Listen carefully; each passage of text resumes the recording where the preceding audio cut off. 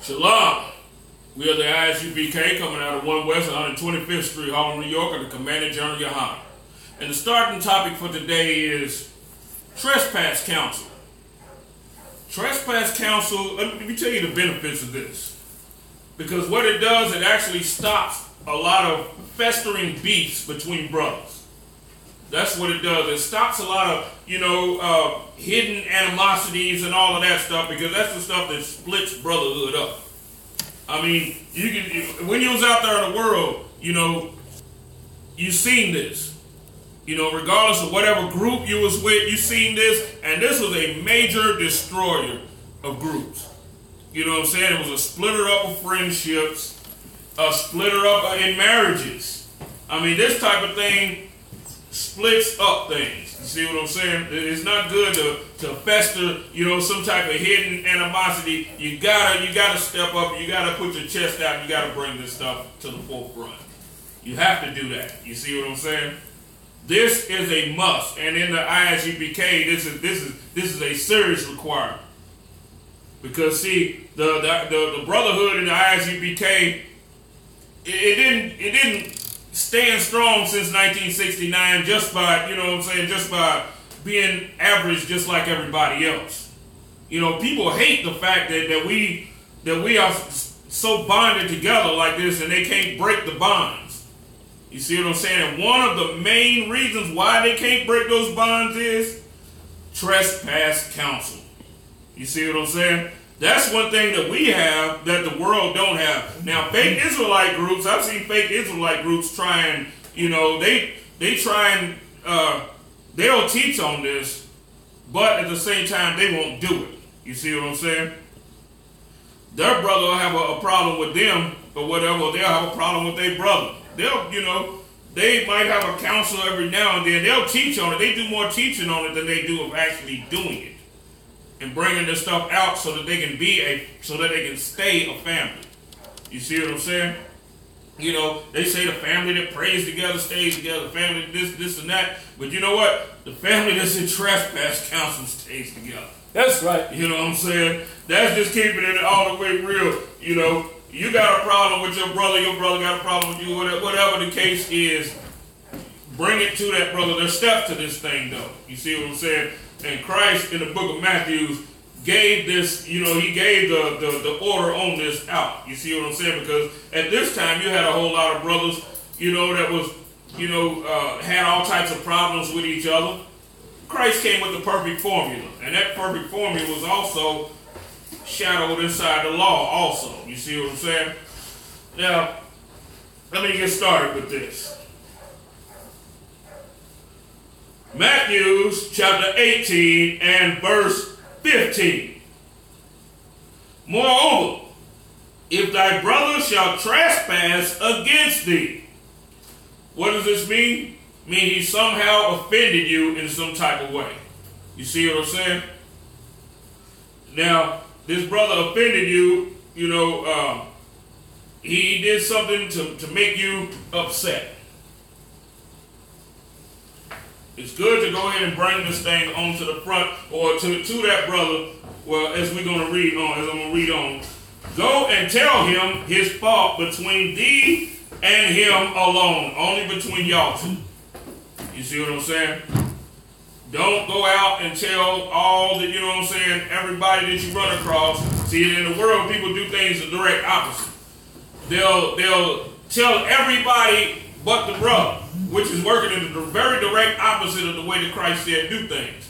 Right. He said go between you and him alone, with no one else, and that means even when y'all are apart, don't go in the house and be like, I got a problem with this nigga, man. This nigga, you know what I'm saying? Don't do that stuff right there. You see what I'm saying? Right. Because see, what that actually does is that causes everybody else to have a preconceived, idea about their brother. You see what I'm saying? That has, everybody will have, they're like, oh, that nigga, he's no good nigga. You know what I'm saying? That's right. And then even with that, even if you come to him personally, after doing that, it's still, everybody else's thoughts is still going to be that same way towards him. You see what I'm saying?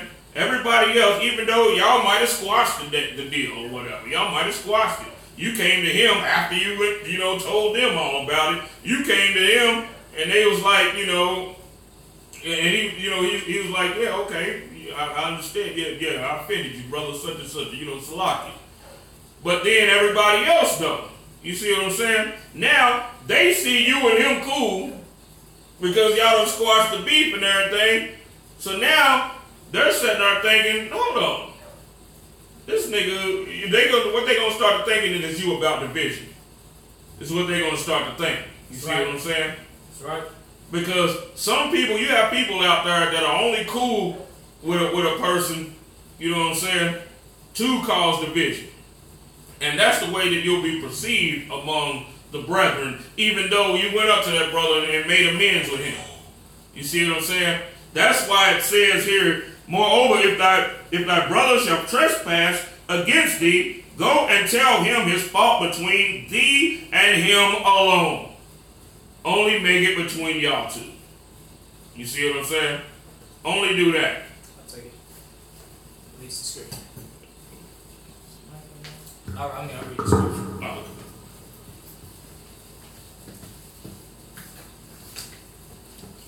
Where we at? Matthew 18 and 15. Matthew 18 and 15. Moreover, if thy brother shall trespass against thee, go and tell him his fault between thee and him alone.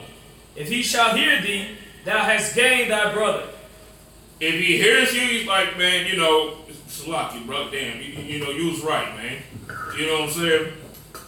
And you have gained him because y'all gonna have to start to have a mutual respect, and that'll bring y'all closer. You see what I'm saying?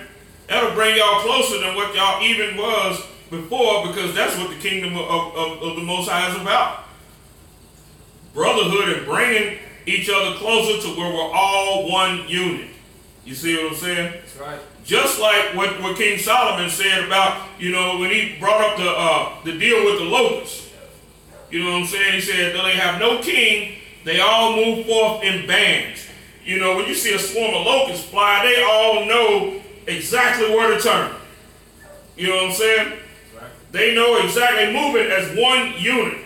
This type of practice right here will help that unit. And if you got everybody doing this, man, you're going to be a powerful force to be reckoned with. The locusts they're not strong, super strong and powerful, just like when he mentioned the ant and the coney and all of them. They don't have great military might, great military force and all of that, but the thing that they have is oneness. Right. And whenever you're dealing with anybody that has oneness, you know what I'm saying? Now, even in the heathen nations, when you're dealing with oneness, you're dealing with a damn force to be reckoned with. So how much more so in the kingdom that the Lord has made? You see what I'm saying?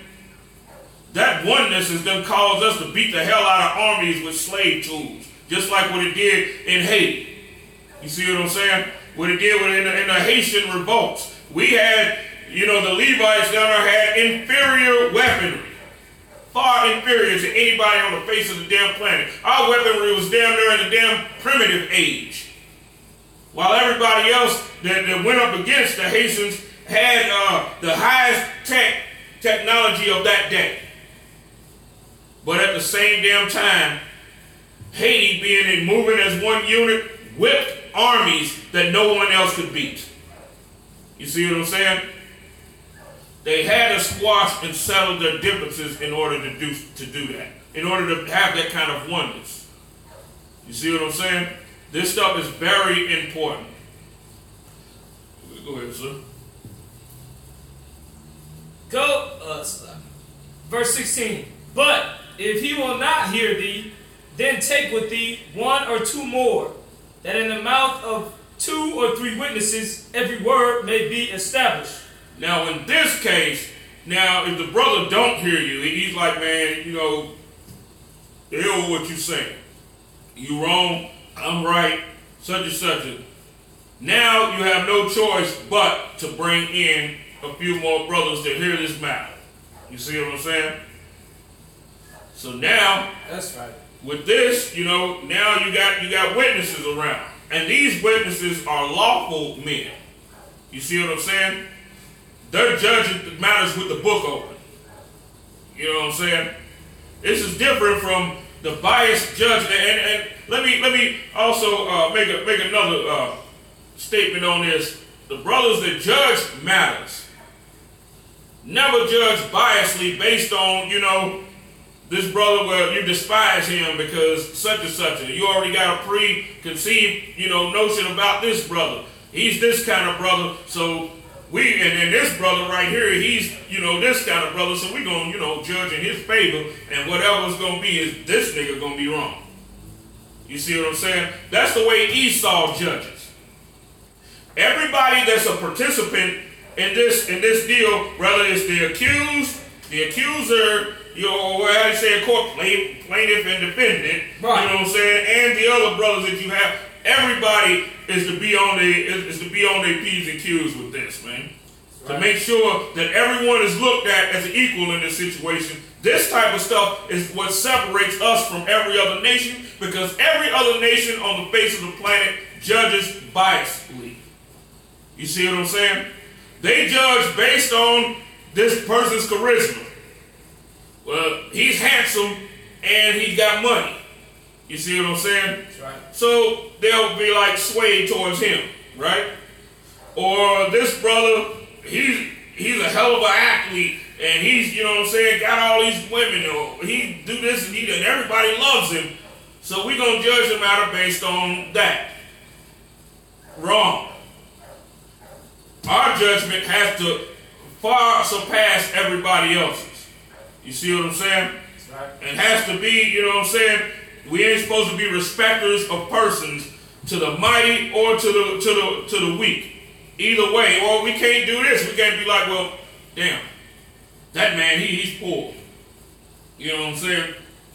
And he ain't got nothing, so I'm just going to judge biasly in his favor. And if, like, say, if the poor man, he stole something, you see what I'm saying? That's right. You know? And he stole something from the rich man, the poor man is still wrong. You see what I'm saying? He's still wrong. So the people that judge these matters have to be judging unbiasedly. You see what I'm saying? You know, you can't judge by the person's position or nothing like that. You know what I'm saying? Whether he's great and you judge towards the great, or he's poor and you judge towards the poor. The poor man still stealing is still wrong. You see what I'm saying? Now, he might get, you know, a lesser harsh judgment than the rich man that steals, because the rich man has abundance. You see what I'm saying? The rich man has abundance, just like when King David talked about the man that had the little ewe lamb, right? And then the man that was wealthy and powerful and everything, King David said, that man shall die. You know what I'm saying? And you think, whoa, that sounds pretty harsh. But that man had great abundance of everything, and took that little thing from that little poor man and made it as a feast for the wayfaring man that was coming through. You see what I'm saying? He had no mercy. The poor man steals to feed his gut. But even though he's stealing just because he's hungry, it's still wrong. You see what I'm saying? So you have to judge according to that. That's how the judges in this council have to be. You see what I'm saying? Now, with the two brothers, right? Give me some more of that, sir. And if he shall neglect to hear them, tell it unto the church. Now, if that dude, he's like, man, look, you know, I'm still right. I'm still right, dude. And then even if he's sat with those judges who are judging righteously, right? He's with them and he still is like, no, you still wrong. I'm still right. Now the thing has to be brought to the church, which is the major council, which I hate for things to have to even go to this far. You know what I'm saying? I hate for it to even have to go to the other witnesses, to even go to that far. I love for the brothers to be able to work this stuff out, but you know, things don't always happen that way. Go ahead, sir. tell it unto the church. But if he neglect to hear the church, let him be unto thee as an heathen man and a publican. Man, he said a heathen man and a publican, because see, the publican, that was the man that was he collected, that's the man that collected the taxes for the Romans. He worked for the Romans. And the publican today would be the like how you would treat a black cop. You see what I'm saying? Right. A black cop or a black military man whom you know loves Esau, who loves the white man, right? That brother has to be treated like that brother. You know what I'm saying? You know, because he still can't see that he's wrong. He has no choice but to pretty much be ostracized. You see what I'm saying? That's right. Until one day, maybe the Lord might impress upon his heart and let him know that, hey, you was wrong. Get back into the body. You know what I'm saying? Well, we hate for things to go that far. Because that brother that's also, that had the accusation against him, he has to, try the reins of his own heart to see if he's actually really right. It's not based on feeling and how you feel. You see what I'm saying? Go into the laws to see if you're right. Have counsel about it to see whether you're right or wrong in this matter. You see what I'm saying? Damn right. Don't just, harden and stiffen up and just think, I'm right. I'm just right. You see what I'm saying? And I noticed that, in a lot of sisters, you know what I'm saying, and brothers that think like sisters. They just clam up, I'm just right. They don't care what they don't care what the word has to say. What the scriptures say, what the men of the Lord that are very skilled and exercised in the word have to say. They don't care. They're just right. That's a man that's setting himself in danger. And sisters, this is very common among sisters. You see what I'm saying? The sisters quick to just say, she is just right. You see what I'm saying? And pretty much like introverting her whole judgment and all of that. You know what I'm saying? Right. She makes herself the standard of how she thinks, the standard of what's right and what's wrong, which is the same damn thing that the white man does. You see what I'm saying? That's what he does. You don't want to be like that. If you are like that, you're taking on the ways of the white man. That's why I said let that man be looked at as a heathen and a publican, right? Because publicans have the mind of who? They have the mind of Esau. You know what I'm saying? That man has to be treated in that fashion as a man that has the mind of Esau. You see what I'm saying? Even though he's a Jake. You know what I'm saying? Even though the covenant's for him or whatever, but he still has to be treated in that fashion. You see what I'm saying? Once all of these steps have been put into play. Any more on that, sir? Whatsoever shall bind on earth shall be bound in heaven. That's what the next verse says. Verily, verse 18, verily I say unto you, whatsoever ye shall bind on earth shall be bound in heaven. All right. Now, in this judgment, once this man gets the judgment of, with the church, and then he went through all the steps and all of that, and he gets ostracized and looked at as a heathen or a publican, now that man is bound on the earth, right? And you know who else is going to take up that counsel and that judgment? The Most High will also. You see what I'm saying? That's why it says, whatever shall be bound on earth shall be bound in heaven. That man has already been ostracized, as, you know what I'm saying, and all of this man's, power that he should have in the Most High and all of that will be bound. You see what I'm saying? All of that stuff will be locked up. That's what it's called, damnation, right? Damnation has to do with being stopped up, clogged. You know what I'm saying? It's like a clogged pipe. You know what I'm saying? All the good that should actually come to this man by being in the truth and by humbling himself and stuff like that. The scriptures say that the Lord abases the proud. That's right. So that man has to be abased. You see what I'm saying? That man's drain is clogged.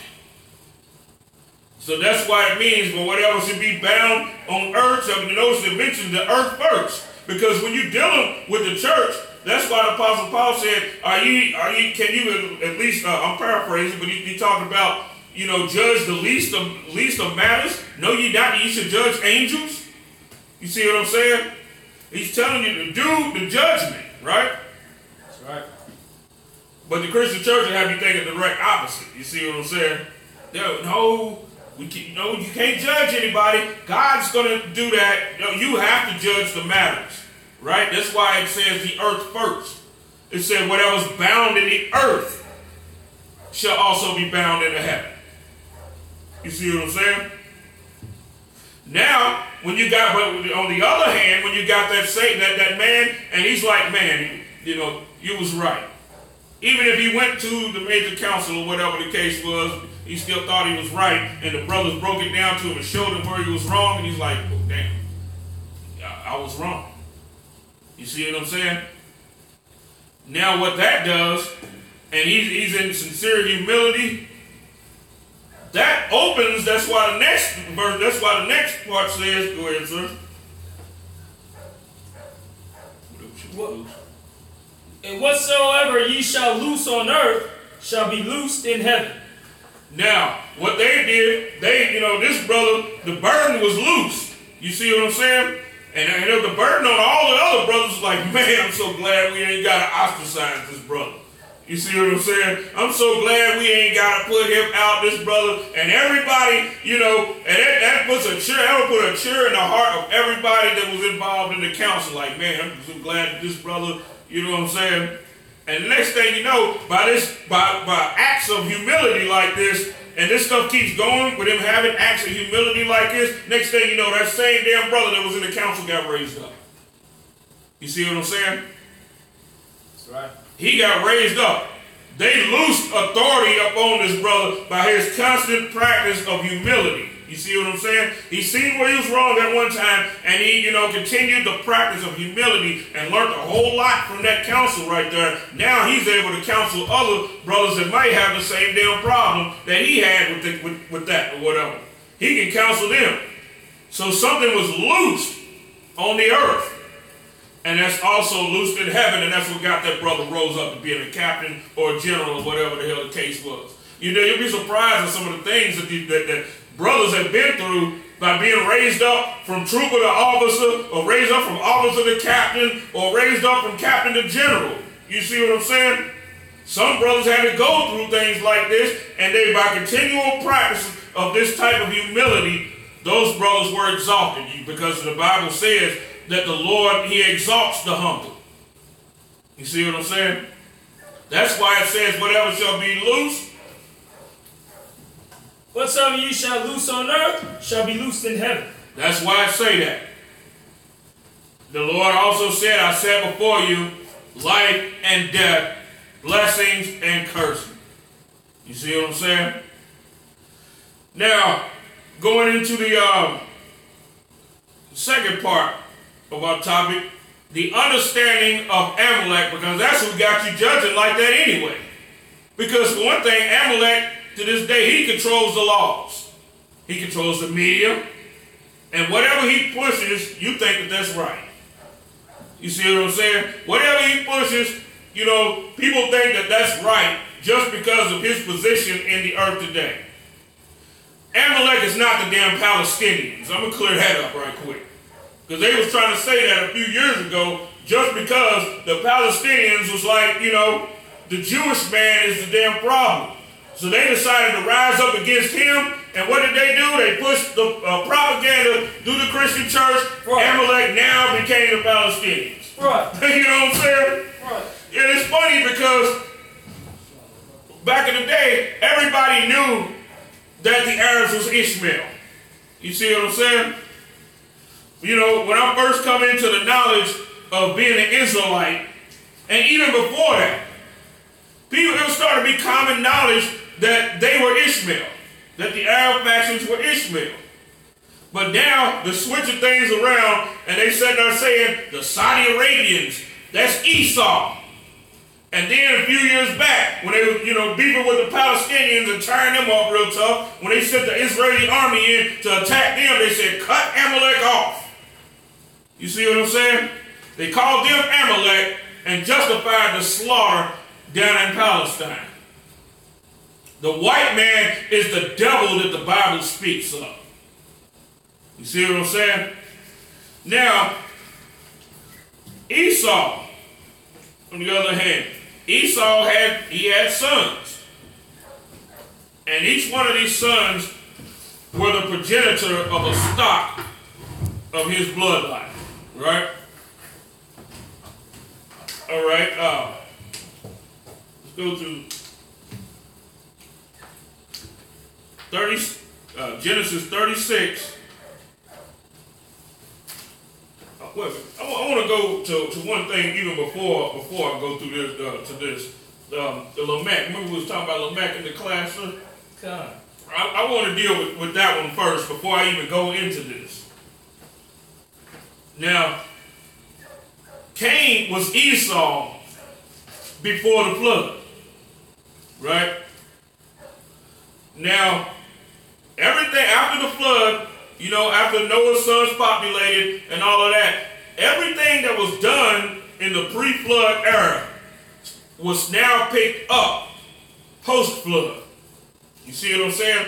All the agendas started back over again, right? The thing about it is, Cain, he also had sons also. And each one of his sons is mentioned in here had a significance to them. But what we're going to deal with right now is Lamech. Genesis 4:23. And Lamech said unto his wives, Ada and Zillah, hear my voice, ye wives of Lamech. Hearken unto my speech, for I have slain a man unto my wounding. Now, he's telling his wives, hearken unto my speech. He's saying, listen to what I'm saying. He said, I've slain a man to my wounding. And another version of one of the funny translations of the Bible says, he says something real funny, but it took away from the stock that would come from him and made it like it was just an individual issue. You know what I'm saying? Like it was just something on him, the man. You know what I'm saying? He said, I slain a man to my mourning or some garbage like that. But that's not what that's talking about. Go ahead, sir. Slain a man to my wounding, and a young man to my hurt. He said he slain a man to his wounding. Now Lamech being a descendant of Cain, right? Which he already had the spirit of a murderer upon him, right? And he's telling his wives that he slain a young man to his wounding because what did it do? It wounded his heart that he had to do this, that he actually did that. You see what I'm saying? Because, he was one of Lamech's descendants. And so it wounded him, and he said, a young man to my hurt. What is he talking about when he's talking about his hurt? He's talking about what will come forth out of his loins will have to suffer behind his sin of slaying that young man. Go ahead, sir. If Cain shall be avenged sevenfold, truly Lamech 70 and sevenfold. Now that's the significant part in this. Now Cain, if he was to be avenged sevenfold, he said truly Lamech 70. Listen to the pride that he spoke with, right? Truly Lamech 70 and sevenfold. So now ask yourself the question: if any man slay Cain and his descendants, that means for every one of yours, every one of his you can kill, he can kill 7 of yours. Right? Now, with Lamech, it said, surely Lamech 70 and sevenfold means for every one of his you can kill, there will be 77 of yours that will die. You see what I'm saying? So now, ask yourself the question. That made him, who was the top people on the earth during that day? The descendants of Lamech. They became the top people on the face of the planet. As a matter of fact, it talks about the ones that were the fathers of this and that. Yeah, I think it says that earlier up. Oh, okay. Cool. Let's see.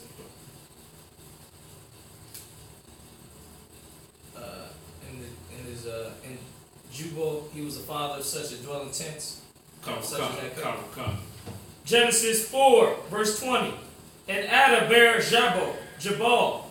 He was the father of such as dwell in tents, and of such as have cattle.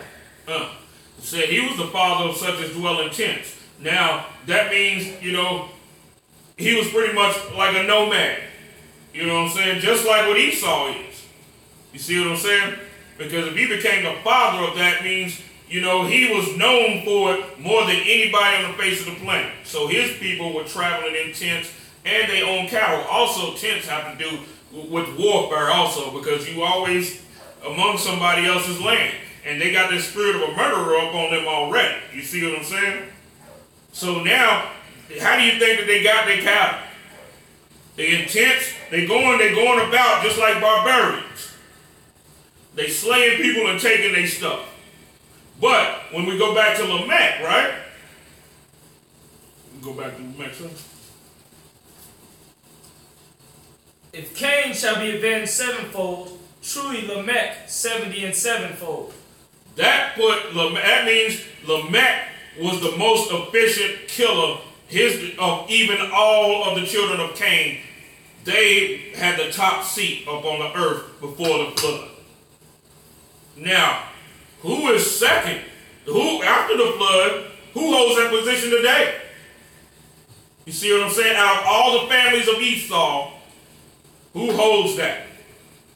Amalek does. You see what I'm saying? Let's go into Genesis chapter 36 and verse 9.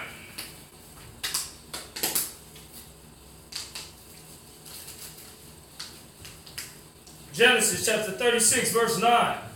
And these are the generations of Esau, the father of the Edomites in Mount Seir. These are the names of Esau's sons: Eliphaz, the son of Adah, the wife of Esau. Reuel, the son of Bashemath, the wife of Esau. If I will, sir. Eliphaz, now he's the beginning of the strength of Esau. That's his firstborn son, right? Okay. He bore sons. Go ahead, sir. And the sons of Eliphaz were Teman, Omar, Zepho, and Gatam, and Kenaz. These are all families of Esau on the earth, right? And they are all of these particular families are still here today, jostling each other, seeing who, even out of the families of Esau, are going to hold power. That's what the hell the world wars were really about. That's why there were so many Edomites killed in World War II and World War I. They were trying to see which family of Esau, of the devil, is actually going to rule. That's right. Go ahead, sir. And Timnah was concubine to Eliphaz, Esau's son. Now, let's see who Timnah actually is. Timnah, she was actually the daughter. She was a royal seed of the children of Seir. You see what I'm saying? Now, royal women don't offer themselves up as concubines. You see what I'm saying? They don't do that. That's royalty. You see what I'm saying? So what would make her do this? She was so desperate for an heir, right? Now you can sit there and see the mindset of this woman. For one thing, she's an evil Canaanite woman anyway. You see what I'm saying? She was of the daughters of Seir, the Horite, who was like unto Esau. That's why they dwelt together. That's why Esau dwelt in Mount Seir. These two men were similar to one another. They both had dukes coming of their stock. You see what I'm saying? Now, her being a wicked, evil, woman that comes from his loins, in order for her to offer herself up as a concubine, her whole mindset is on birthing the devil. You know what I'm saying? A super devil. That's what she's trying to do. You know what I'm saying? That's what she's actually trying to birth.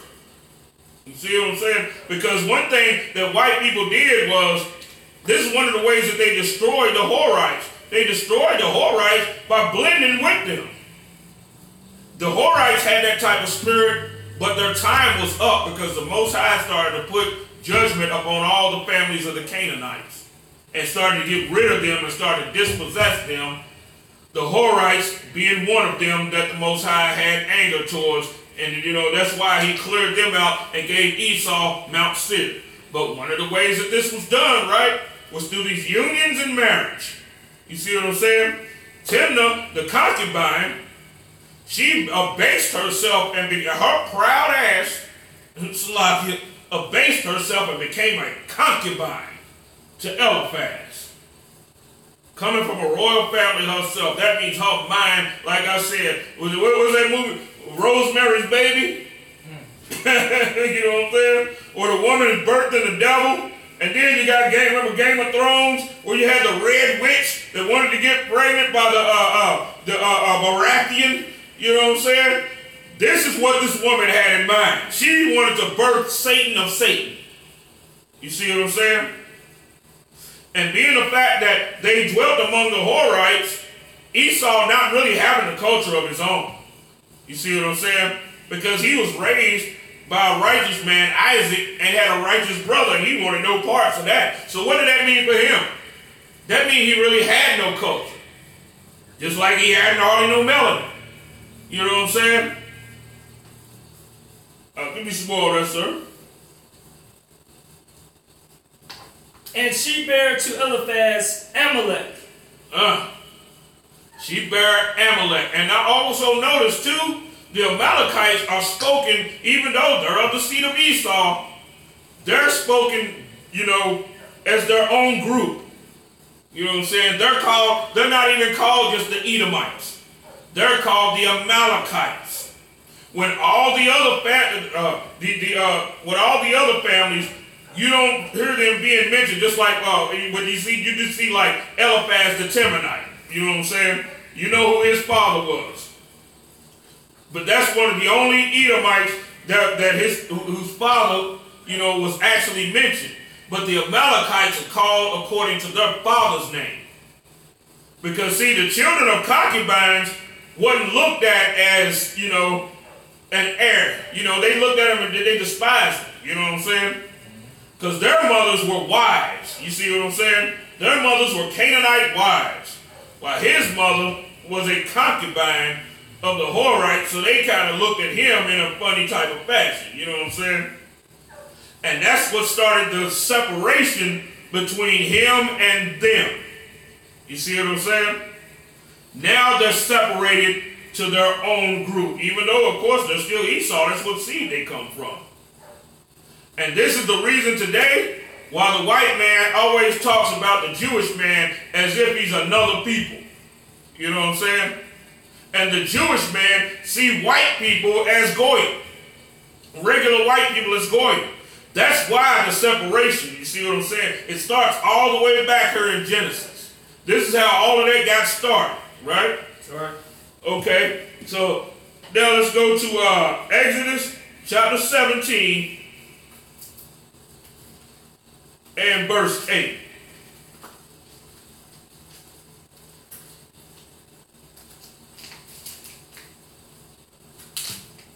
Exodus chapter 17 verse 8. Then came Amalek and fought with Israel in Rephidim. Now, it said, then came Amalek. This is after we got after we was out of Egypt in the wilderness. The very first people to come to make war with us was who? It was Amalek. You see what I'm saying? Out of all the families of the face of the planet, they were the ones that came out. You see what I'm saying? Against the nation of Israel. This is that pure hatred right there. You know what I'm saying? This is that pure hatred. This is what Timnah the concubine, because, you know, everybody heard about, you know, the whole deal between Jacob and Esau. You know what I'm saying? Esau told his children about it. You see what I'm saying? And his son's concubine, of course, she wants a possession for her son because she wants global domination. You see what I'm saying? And she raised her son in that fashion.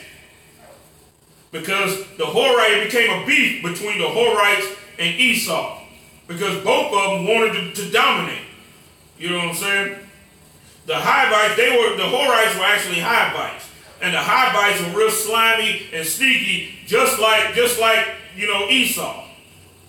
That's the reason why during the time of Joshua, they came with the moldy bread and all of that. When when Joshua and them was on the campaign slaughtering all the Edomites, they came with all the Canaanites. They came with the moldy bread and the torn up shoes, like they had traveled such a great distance. You see what I'm saying? There's a people that's also real good with trickery.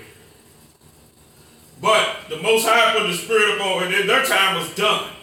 You see what I'm saying? Esau would be the one to take over Mount Seir. And then even in that, they were separate from the other Edomites because they were in the mount of the Amalekites, which they shared. They shared that mountain range with Ephraim. They had one half of it, and Ephraim had the other. You see what I'm saying? They even had to be separated from the other Edomites. Just like today, they separate themselves from the other Edomites today, because when regular Esau deal with them, they called the Rothschild boys, they called them the demon brothers. When they sat there and took over bought up all the British stock during the time of Napoleon, they called them the demon brothers because they sat there and broke Britain. And anybody that aligns themselves with them people end up getting destroyed.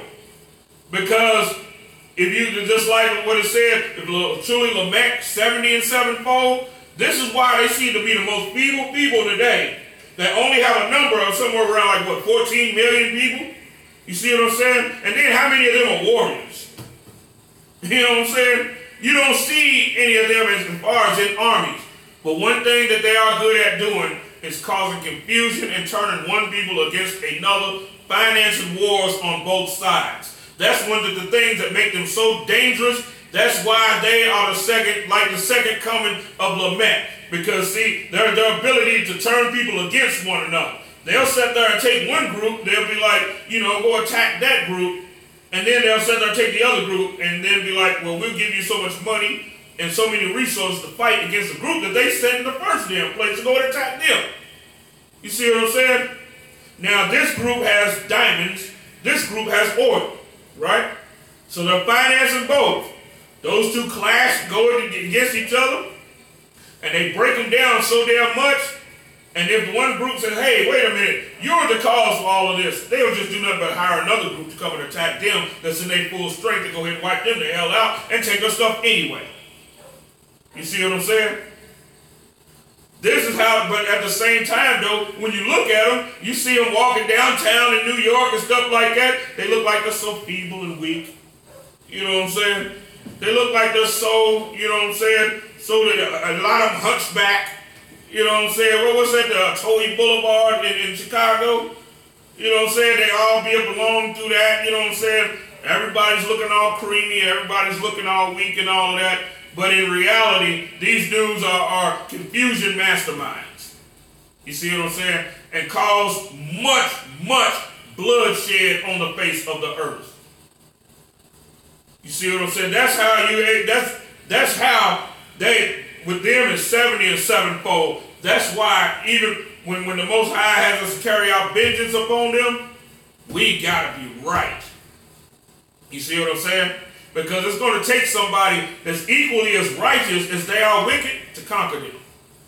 You see what I'm saying? That's right. This is a serious battle right here. That's right. And all the brothers, and that's coming into the knowledge and knowing that they're an Israelite and all of that, but then still want to align themselves with them, you're going to get ate like food.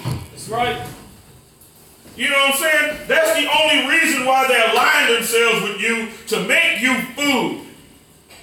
You know what I'm saying? That's why during the time of the civil rights movement, What did they do? They came down with Martin Luther King, you know what I'm saying, and all the civil rights leaders, you know what I'm saying, to act like and to take their so-called suffering of the Holocaust and align themselves with us like we suffered together in slavery. And Negroes always allowed them to do this. And what did that lead to? That led to integration, which killed the hell out of all our businesses. You know what I'm saying? And being the fact that it killed a whole lot of our businesses, what did it also do? It caused us to turn against one another. They pushed dope in the community. Who do you think pushed all the dope? The Jewish man pushed the dope in the community.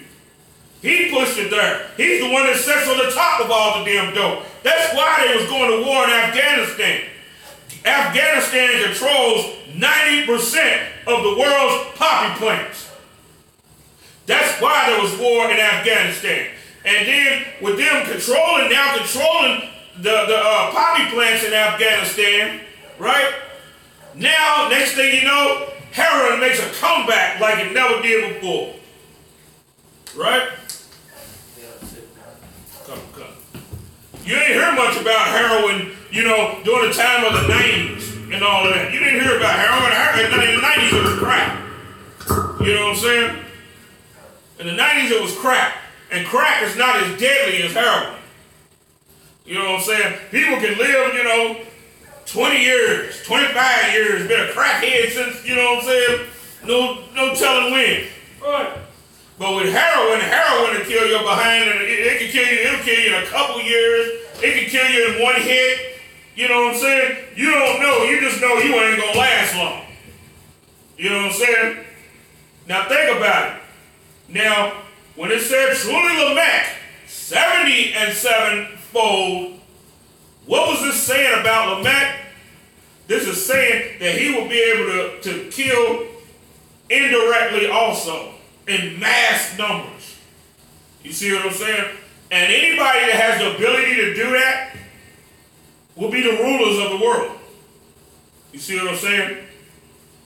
Because you can always kill more of them than they can kill of you. You see what I'm saying? That's automatically going to put you on top. You see what I'm saying? The white man is the devil that the Bible speaks of.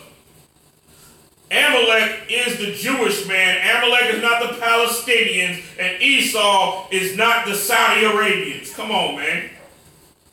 Anybody that's pushing that garbage, you know, the leaders of the people that's pushing that garbage is being financed by the damn white man. You see what I'm saying? The white man tells them what to say, and with no studying, with no understanding, without even looking in the scriptures, all the Israelites go and they mock it just like a parrot, just like niggas been doing in Christianity the whole damn time. You know what I'm saying? Parrot preaching. That's what I call it. They parrot preach. Whatever the master say, then they go and say it too. The master say today's group is going to be prosperity for this year. They'll say prosperity. That's it. If they'll say, you know, if somebody on TBN does the miming thing, next thing you know, it's flooded all over the churches. Everybody's miming. You see what I'm saying? No filter. There's no filter. This is why it's so important for black men to be in charge. Because the black man is the filter. The white man is to move the woman in the front. And the Christian pastor has moved the woman in the front. You see what I'm saying? To where there's no filter, no process, or no judging of certain things to find out, wait a minute, is this right or not? Is this good or not? That's the way a man's mind is supposed to work. You see what I'm saying? A man is supposed to take you know, brothers running around with skinny jeans inside the church. He's supposed to think, wait a minute, hold up, dude. That is homo-ish right there. I will not allow that inside my church. No, that is not right. That's not coming in here. You see what I'm saying? Any type of pastor that has any type of moxie about himself should think like that. But instead, no, what do? They open the floodgates is open. Nobody corrects anything. You see what I'm saying? His mind is more, you know, on, well, if I say something about this, then, you know, sister such and such, she gonna leave. And she got that big, that big lump of money, that big package that come from her husband that just passed and everything. So it's I ain't gonna say nothing about that. You see what I'm saying? That's the way that they thinking. And then they thinking also too, if they go against that, they're like, if I go against that, then I'll go against the world. You see what I'm saying? They think about them going, but that's what it takes. You gotta go against the world. You see what I'm saying? You just can't go up against the world when it's comfortable. You at war. Talk about spiritual warfare in high places and all of that. You know what I'm saying? They love to quote stuff like that, but they want you to think some science fiction garbage when you're thinking about spiritual wickedness in high places. So that you can't make the damn connection between the world governments, you know what I'm saying, and the white man being the devil and all of that. They don't want you to make that connection. So they turn your mind into some science fiction. And you thinking that that's the problem. It's some type of science, something that you saw in a science fiction movie. Something that emulates what you saw in a science fiction movie. You think that's the problem in real life. You see what I'm saying? Well, that ain't how it is. Now, let's go to back to Exodus 17 and 8. Then came Amalek and fought with Israel in Rephidim. Now, and Moses said unto Joshua, choose out men and go out, fight with Amalek. Tomorrow I will stand on the top of the hill with the rod of God in my hand. He's giving Joshua instruction on what to do, right? Now, something significant that Moses does here. Now, Moses doesn't fight in this battle himself. You see what I'm saying? But what he actually does in this battle is something that's worth being paid attention to. So Joshua did as Moses had said to him, and fought with Amalek. And Moses, Aaron, and Hur went up to the top of the hill. And it came to pass, when Moses held up his hand, that Israel prevailed. It said when Moses held up his hand, that Israel prevailed. And when he let down his hand, Amalek prevailed. But Moses' hands were heavy. Now notice it said, Moses' hands were heavy, means he had both hands, right? So, and they took a stone and put it under him, and he sat thereon. And Aaron and Hur stayed up his hands. They had both hands up on either side, right? Because his hands got heavy because the battle was sore. You see what I'm saying? The battle was fierce. Now see, back in these days, Amalek had warriors, just like, during the time of the 20s and Prohibition, they had tough Jewish men and all of that stuff. But see, something happened, which I'm going to go into later on with this. But going back to the scriptures, though, there's the one on the one side and the other on the other side. And his hands were steady until the going down of the sun, right? Now, Moses is up on a stone. One man's on one side, one man's on the other. What was this a prophecy of? Let me give you a clue. This was a prophecy of Christ destroying, sin and death on the cross. And who was the bringer in of the sin and the death? The damn white man, Esau, was the bringer in of sin and death on the face of the planet. You see what I'm saying? In large, high numbers like that. You see what I'm saying? Just like he was a serpent in the Garden of Eden. You see what I'm saying? Who brought that in? The serpent of the Garden of Eden. You know what I'm saying? Going down from the serpent of the Garden of Eden, going down to Cain, and going from Cain to Esau. From Esau, Amalek being the top family of that. Amalek is to Esau what Judah is to Israel. You see what I'm saying? The white man is the devil that the Bible speaks of. This is the reason for the wrestling in the womb. This is the whole reason for that. That was a prophecy, just like this prophecy right here. You see what I'm saying? The prophecy of the two fighting in the womb was the two, and notice another thing too. These were the last two nations ever birthed in the earth. They came after every other nation, the nation of Israel and the nation of the Edomites. You see what I'm saying? That's what the whole wrestling was about, is who was going to have the power in the end. That's what it was all about. So for everybody that's running around talking about that Esau is the Saudi Arabians, the Saudi Arabians have never been our worst enemy. They are a enemy, no doubt. Just like the Chinese are a enemy. You see what I'm saying? Which is the nation of Moab.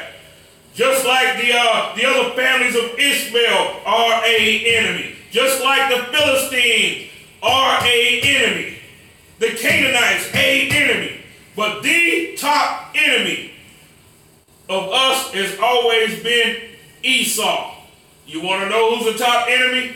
Who globally pushes the propaganda against us and have us looking like the worst people on the face of the damn planet before the whole world. The white man does this through his social media because he is Esau. You see what I'm saying? And Amalek is the chief family of them, just like the descendants of Lamech were the chief family up on the face of the planet during the time in the pre-flood era. You see what I'm saying? All agendas are redone over again after the flood. You see what I'm saying? Now,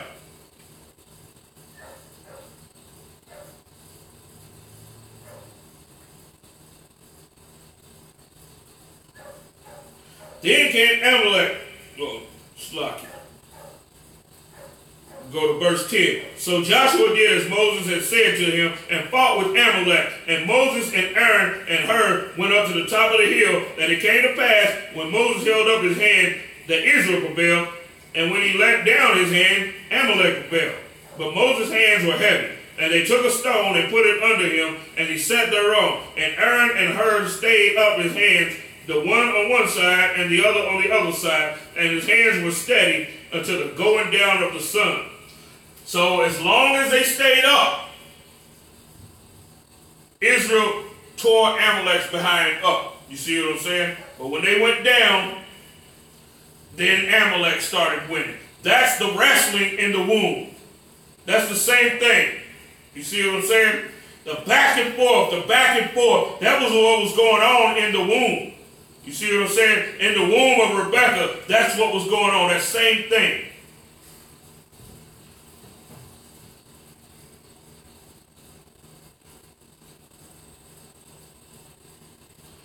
And Joshua discomfited Amalek and his people with the edge of the sword. Now, let me tell you, let me help you with something else. Specific families, right, within the nation of Israel are perfect matches for specific families of Esau, which I will go into as we go in further in this class, right?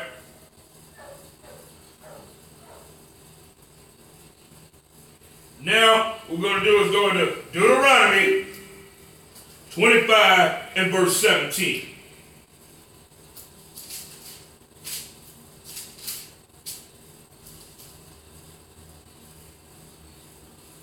Now, what did the Most High say for this? Because they say, no, see, the Israelites have you think, no, see, they can be grafted in.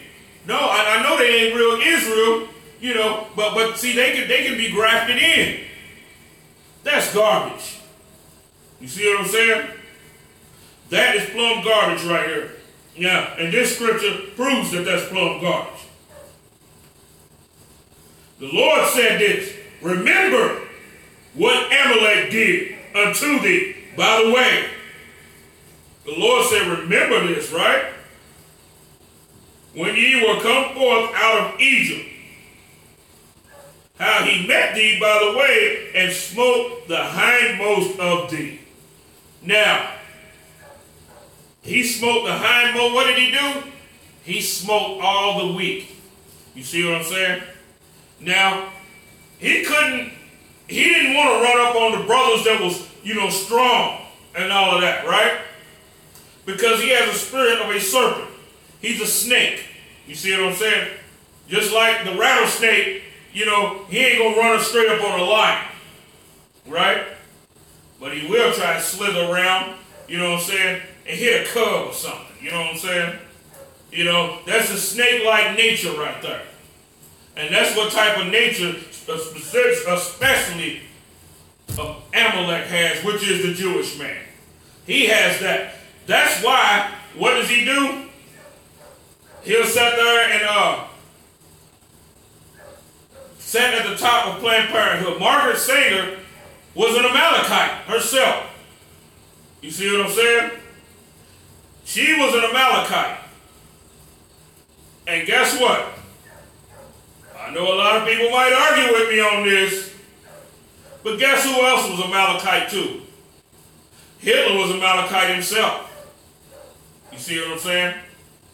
Hitler was Amalekite, and Hitler was so much against the Jews, the so-called Jews rather, if he was so much against them, then why the hell was he like this with her?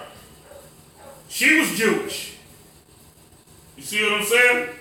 Hitler and Margaret Sanger was like this. Because Hitler had the eugenics, right? And they sat there they traded notes with each other. You know what I'm saying? Margaret Sanger, what did she do? She had Planned Parenthood. Cleaned up the image a bit. Gave it a new name. But it's still the same damn thing. She said she had to weed out the human weed. Now think about it. If the Nazis were so much against the Jewish people, why didn't they kill her ass then? Why didn't they kill her? She was Jewish. Not only was she Jewish, but she had power and influence. You see what I'm saying? It would seem like, right in a time where they were dispossessing the other Jewish people who had businesses and stuff like that, they were dispossessing them and taking their stuff. Why didn't they do that to her? You see what I'm saying? Now let me ask you another question. Because see, the Jewish man is slick. He's slicker than all the other races of white people.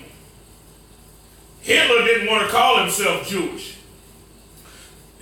One of Hitler's famous quotes was, "Why should we take on a nigger religion when it's our time to rule?" You see what I'm saying? And he had a problem because, see, he didn't understand the dynamics of the whole deal. Hitler was like what you call in the mob, he was what you call muscle. You see what I'm saying? Muscle is not the brains of the operation. You know what I'm saying? Muscle is the man that carries out the acts. He carries out the hits. You see what I'm saying? That's what Hitler was. Hitler was the man that carried out the hits. And then, if he was so much against Jewish people then why in the hell, where did his finances come from? Riddle yourself that. You see what I'm saying? Who controlled all the finances? He was also, now think about it, war cost billions of dollars, right? So, and you need steel. You need lots of it.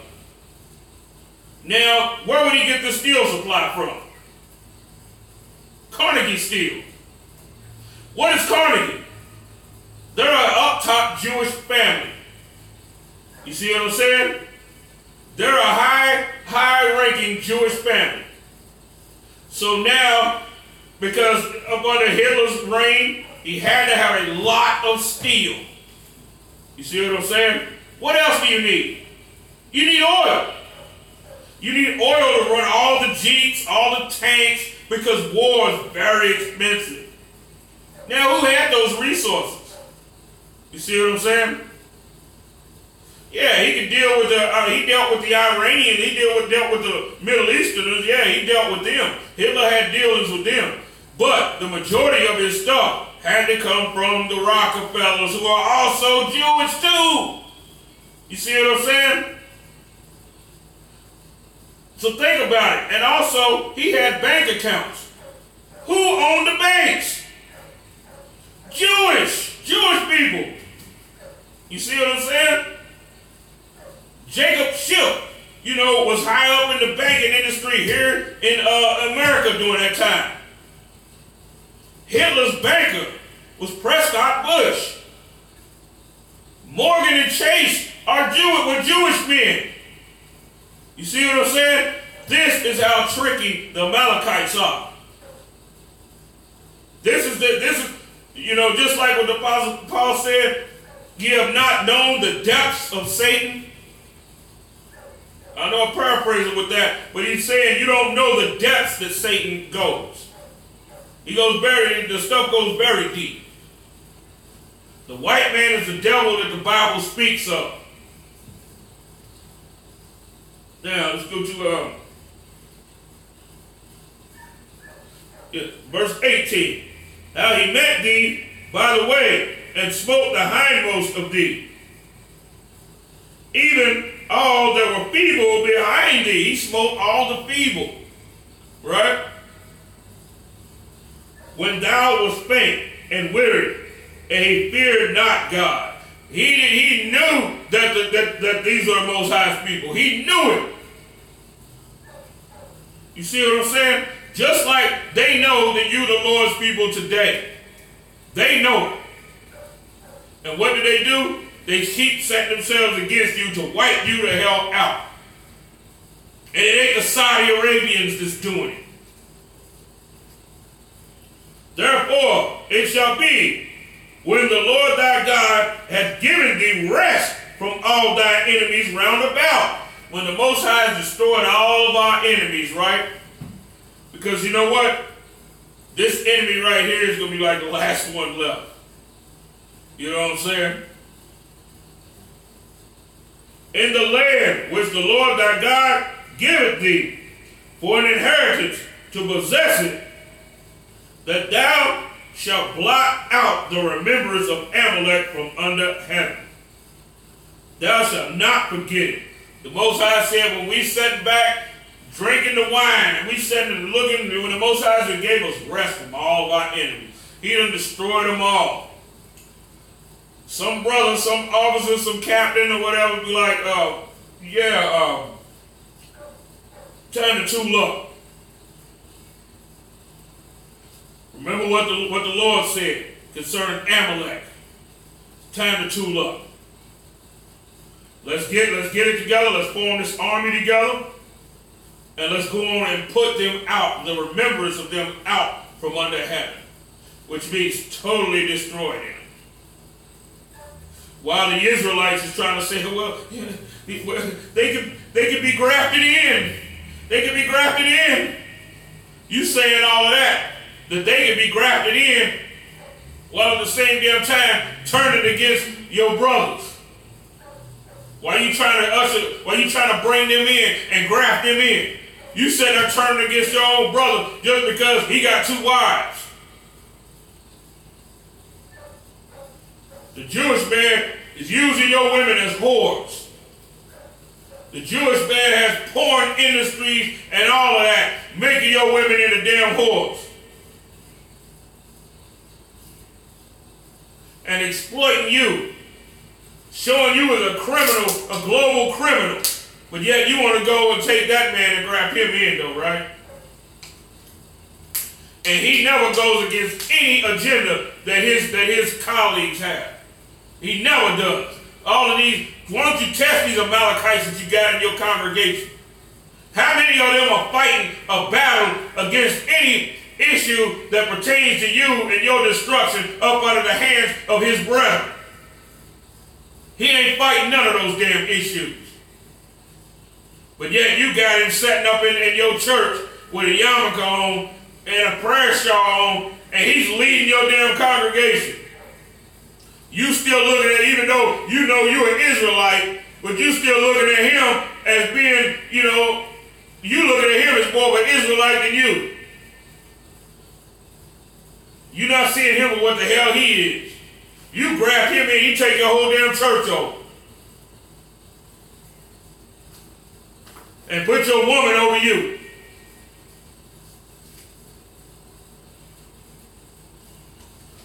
Let's go to 1 Samuel.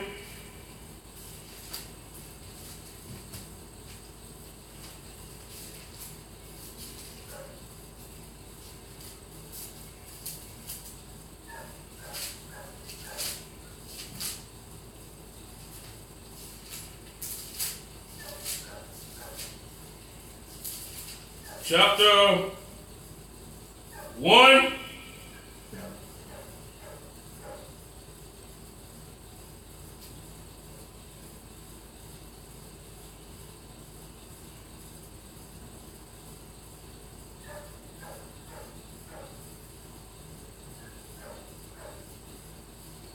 Slovakia, wrong chapter.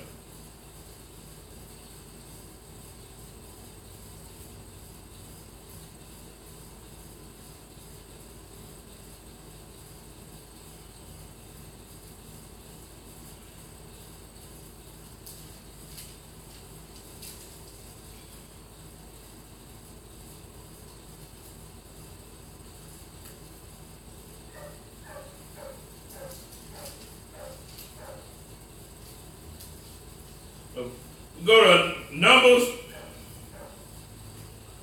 chapter 24.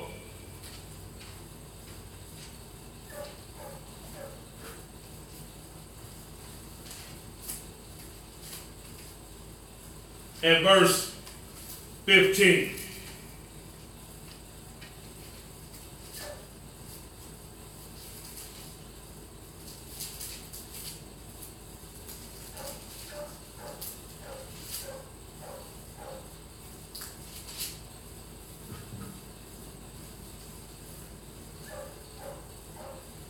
Now this is Balaam right here, who the Moabites had hired to curse Israel. Now we're going to see something that he said. The Most High had put a prophecy upon him for him to speak.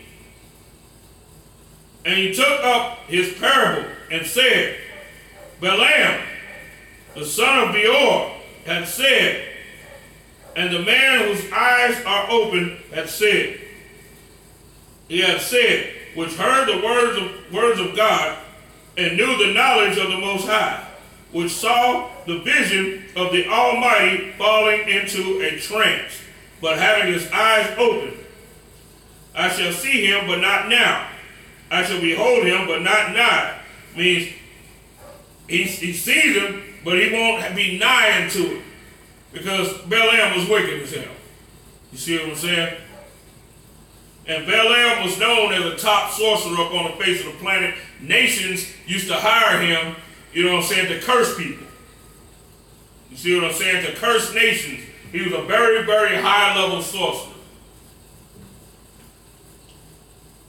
There shall come a star out of Jacob, and a scepter shall rise out of Israel, and shall smite the corners of Moab, and destroy all the children of Sheth. And Edom shall be a possession. Syria also shall be a possession for his enemies. And Israel shall do valiantly. What is he seeing? Balaam is seeing the end from back at this time. He's seeing the end of the white man's kingdom, the end of the powers up on the face of the planet. He's seeing this in a vision. Out of Jacob shall come he that shall have dominion. What does dominion mean? The dominion means rulership on the face of the planet. And shall destroy him that remaineth of the city. And when he looked on Amalek. Now, let's see what he said about Amalek, right?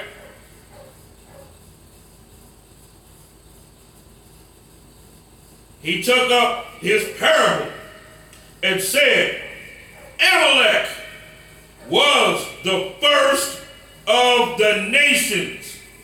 Now, so what is he saying? He's not saying this is past tense from his day, because Amalek was never the first of the nations during his day. Amalek never became the first of the nations all throughout this Bible. You see what I'm saying? He never became, as far as the stories in the Bible and all of that, he never was first. He never was the top dog, you know what I'm saying? He's seeing something in the future. He's actually seeing in the time that we're living in now. You see what I'm saying? That's why it says Amalek was the first of the nations, because he's seeing into the kingdom, and that's why he's saying was, because Amalek is ruling right now, right at the return, of Christ, when Christ is ready to come. That's what he's saying. That's why he's speaking past tense and said Amalek was the first of the nations, seeing down the line into the future. But his latter end shall be that he perish forever. Same man y'all trying to, same man that these Israelites, these fake groups and all of that, these little fake Christian Israelite congregations is trying to graft in, right? And getting up under. This is a man that the Lord said is going to perish forever. You see what I'm saying? This is what the Lord said concerning Amalek, because the Lord had declared war with Amalek from generation to generation.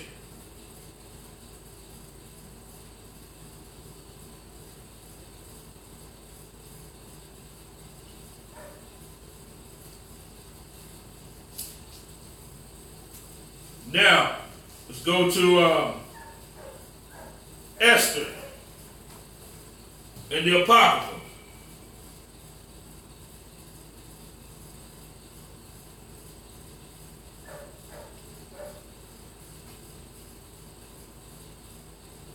No, Esther the Slaki, Esther in the Bible.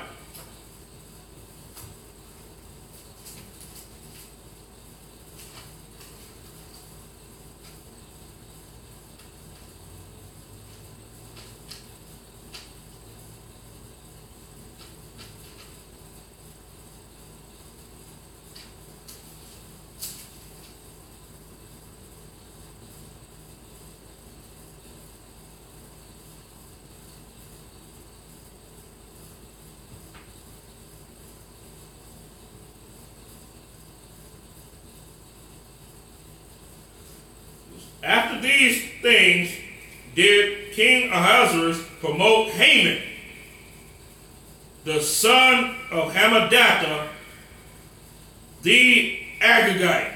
Now, he's called an Agagite, right? So, Agag is the seed royal of the family of Amalek. They are what they actually are. They're like what the house of David is to the tribe of Judah, but only on the evil, wicked side with Amalek, with Esau. You see what I'm saying? Agag being the top seed royal, right? So now, let's go to 1 Samuel.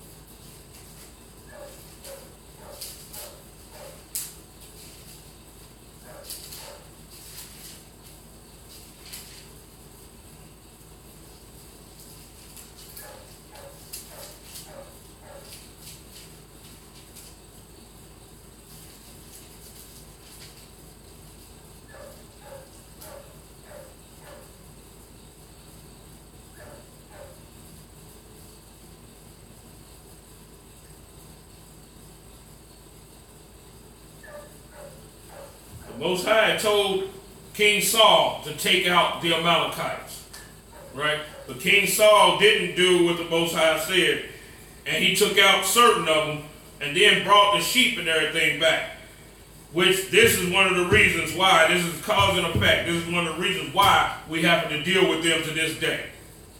If he hadn't did this, if King Saul hadn't did this, then what this would have did, it's like watching the movie The Butterfly Effect, right? Certain things that happen in history cause an effect in the future. If King Saul had did what the Most High said, then possibly there wouldn't be any Rothschilds, or Astor or DuPonts or any of them. It wouldn't be none of them. You see what I'm saying? But because of this act of disobedience, this stuff, now that's the reason why we have to deal with them today. It's like it's cause and effect. Samuel also said to Saul, "The Lord sent me to anoint thee to be king over his people, over Israel. Now therefore hearken thou unto the voice of the words of the Lord. Thus saith the Lord of hosts, I did remember that which Amalek did to Israel, how he laid wait for him in the way when he came up from Egypt. Now go and smite Amalek, and utterly destroy all that he hath, and spare them not, but slay both man and woman, infant and suckling, ox and sheep, camel and ass." He told him to go into the cities of the Amalekites and kill everything that breathes. You see what I'm saying? Babies and all. And Saul gathered the people together and numbered them in the tally 200,000 footmen and 10,000 men of Judah. And Saul came to the city of Amalek and laid in the valley. And Saul said unto the Kenites, "Go, depart, get ye down from among the Amalekites, lest I destroy you with them. For ye show kindness to all of Israel, all the children of Israel, when they came out of Egypt." So the Kenites departed from among the Amalekites. And Saul smote the Amalekites from Havilah until thou comest to Shur, that is over against Egypt. And he took Agag, the king of the Amalekites, alive. He shouldn't have did that. He was supposed to kill him. You see what I'm saying? He was supposed to slay this man. He was supposed to kill him also. But he took the seed royal and took him in, and utterly destroyed all the people with the edge of the sword. But Saul and the people spared Agag, and the best of the sheep, and of the oxen, and of the fatlings, and the lambs, and all that was good, and would not utterly destroy them, but everything that was vile and refuse, that they destroyed utterly. They were supposed to take the fattest of everything and destroy that too. The seed royal and all of that. You see what I'm saying? Then the word of the Lord came unto Samuel, saying, "It repenteth me that I have set up Saul to be king. For he has turned back from following me, and hath not performed my commandments." And it grieved Samuel, and he cried unto the Lord all night. And when Samuel rose up early to meet Saul in the morning, it was told Samuel, saying, "Saul came to Carmel, and behold, he set him up a place, and is gone and passed on, and gone into Gilgal." And Samuel came to Saul, and Saul said unto him, "Blessed be thou of the Lord, and I have performed the commandment of the Lord." And Samuel said, "What meaneth then this bleating of sheep in my ears, and lowing of the oxen which I hear?" And Samuel said, "They have brought them from the Amalekites. For the people spared the best of the sheep and of the oxen to sacrifice unto the Lord thy God, and the rest we have utterly destroyed." He was, like I said, he was never supposed to do this. You see what I'm saying? Then Samuel said to Saul, Stay, and I will tell thee what the Lord hath said to me this night." And he said unto him, "Say on." And Samuel said, "When thou wast little in thine own sight, wast thou not made the head of the tribes of Israel? And the Lord anointed thee king over Israel? And the Lord sent thee on a journey, and said, Go to utterly destroy the sinners of the Amalekites." The Amalekites. He told them to destroy all of them. The ones that acted good, the ones that wasn't seeming to be so evil and all of that. He said destroy all of them, including the little babies. You see what I'm saying? He told them, don't graft them in. Destroy them.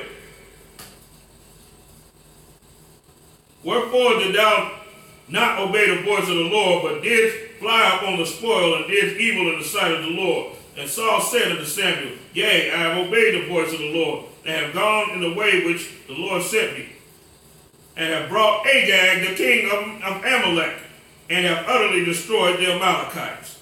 He told that he was an Amalekite himself. He was to be destroyed. But the people took of the spoil, the sheep and oxen, the chief of the things which should have been utterly destroyed, to sacrifice it to the Lord thy God in Gilgal. And Samuel said, hath the Lord a great delight in burnt offerings. You see, to make a long story short, he did that which he was not supposed to do. You see what I'm saying? He kept Agag alive when the Most High said destroy all of them. And they took the sheep and the best stuff of the Amalekites. That destruction of the city was supposed to be a sign, right? Now see, if a man, if an army goes into war against another army or whatever, and and they kill them and they take all the spoil and all of that, it can be said among the neighboring cities or the neighboring people or whatever that it seemed just like a common war. You know what I'm saying? Okay, they came and they conquered, which happens all the time all over the earth, right? But when the Most High tells an army to go in and kill everything, right?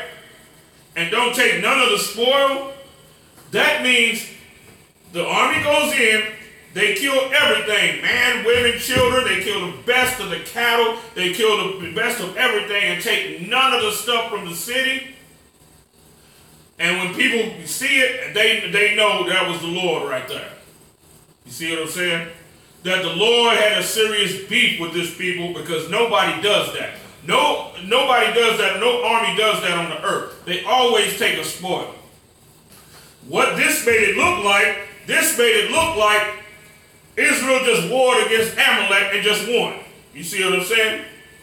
When if they had to deal with the Lord said and just destroyed everything out of there, they would have known this was the hand of the Lord because nothing was taken. This was personal. It's just like, a drug dealer, a big drug dealer, is in his car and he gets killed in the car. But the killers don't take nothing. They're like, man, this was serious right here. They didn't take anything. You know what I'm saying? So they can't blame it and say it was a robbery. Like the man just got prevailed over. Somebody came, robbed him, and took everything. They like, man, this was personal right here. You see what I'm saying? Well, when the Lord sends in the army of Israel to wipe out a city, right? And we take nothing, they had to know, they're like, man, they must have been fighting, you know what I'm saying, on the behalf of their God.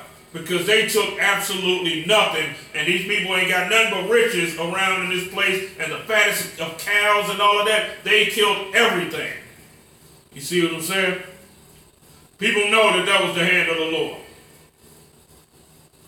But what Samuel did was Saul made it almost like it was a common war. Like Israel came and just invaded and just killed everything. And then robbed, and it made Israel look like, it made the nations be able to have a beef with what we did. You see what I'm saying? It made it look like a robbery. Like we came in to just take all their stuff, kill them up, you know what I'm saying? Take all the best of their stuff. It made it look like it was something that was just personal between Israel and that city of the Amalekites and not something that was from the Lord. You see what I'm saying?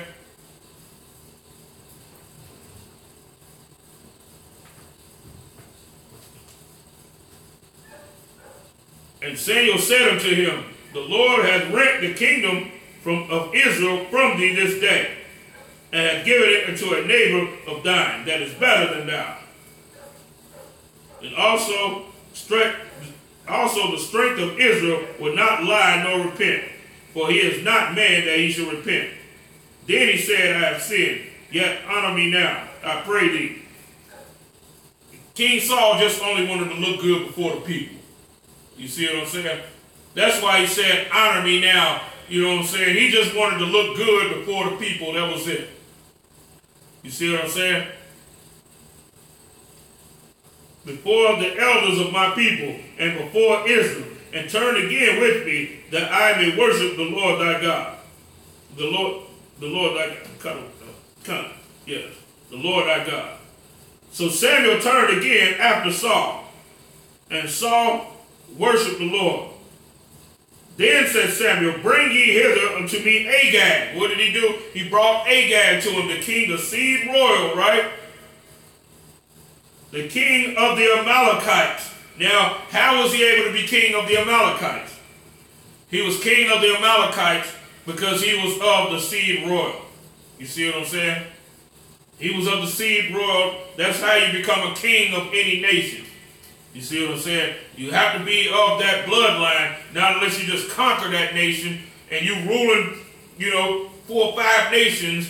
They will have a king that's set up, but you will be the king over all of them, but you'll have a king that's over them also. You see what I'm saying? That will somewhat be like your puppet. But that wasn't the case in this. Agag was of the seed royal and Amalekite himself. You see what I'm saying? And Agag came unto him delicately. Notice he said he came delicately, right? Now, when you see the Jewish man, how does he walk through about the cities of the United States? Or wherever it is that he's at, he's walking delicately. You see what I'm saying?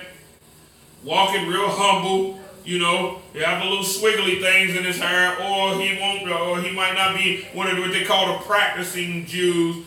He might just be some businessman. You see what I'm saying? But he's walking delicately. You see what I'm saying? And Agag said, surely the bitterness of death is past. This is what they're saying. Now, when you see them in these major streets and all of that, in Chicago, Philly, New York, wherever you at, right? And then you walking down the same damn street as them, you walk past him, right? And if he looks at you, he'll give you, the little white man smile. You know what I'm saying? Like everything's good, right? Because in his heart, this is what he's saying. And Agag said, surely the bitterness of death is past. He's saying the past is the past. Let's forgive and move forward. You see what I'm saying? Because he's guilty of what his people have done to the nation of Israel. You see what I'm saying? Well, what he's actually doing, he's not guilty for it. He's actually looking at you to see if you're harboring any bitterness towards him. Now, if you look at him and you smile back, he walks away from you. He walks down the street justified. And he says this in his heart. Surely, the bitterness of death is past. But he's got plans for you for the current and for the future. You see what I'm saying? Everything to him is the past. And you should forget about it. This is what white people say to you when they tell you to forget about slavery. He won't forget about the Holocaust. But he wants you to forget about even the future things. He wants you to forget that your people is filling up his prisons right now. You see what I'm saying? To him, if it was 5 minutes ago, it was the past. Notice, King Saul had just, just slain, he had just had war with their people. And what does he come straight out and say? And Agag said, surely the bitterness of death is past. Now, this is how Samuel took this. You see what I'm saying? And the way that Samuel took this is how we should take this. When he came up and he said this, he had that little Jewish smile on his face also when he said it. But Samuel, being the hardcore man of the Lord that he is, we're going to see what he did. And Samuel said, as thy sword hath made women childless, so shall thy mother be childless among women. What we should think of when we see them, we think of who the financiers of Planned Parenthood, the prison system, and all the propaganda and everything that's pushed against black men. We should think about that. And we should think, as we walking past him, and he smiles and gives a nod or whatever, and we walk past him, we should think in our minds, just as your sword has made women childless, you know what I'm saying? Your mother will be childless among women. Your wife will be childless among women. Because the same damn thing that they do to us is the same thing that's going to end up happening to them. How they try to make us small among everybody is the same damn thing that's going to happen to them, because they're going to be wiped out among everybody. You see what I'm saying? And Samuel said, as thy sword hath made women childless, so shall thy mother be childless among women. And Samuel hewed Agag in pieces before the Lord in Gilgal. What did he do to him? He took his sword, and it said he hewed him in pieces. Means he chopped him up like Texas Chainsaw Massacre. That's what he did. He didn't just thrust him through, you know what I'm saying? And he just and then die and all that. No, that's not how it happened. He took that sword and did this. Whack, whack, whack, whack, whack, whack, until he was chopped. And chopped him up like, you know what I'm saying? He was chopping limbs, chopping head, chopping feet, chopping everything up off of him until he was laid in pieces. Nerves still jumping, blood everywhere. That's what he did. That's what this man of the Lord did. Now, we can't do this stuff right now. This is not what I'm saying to do by any means. We can't do what Samuel did. You see what I'm saying?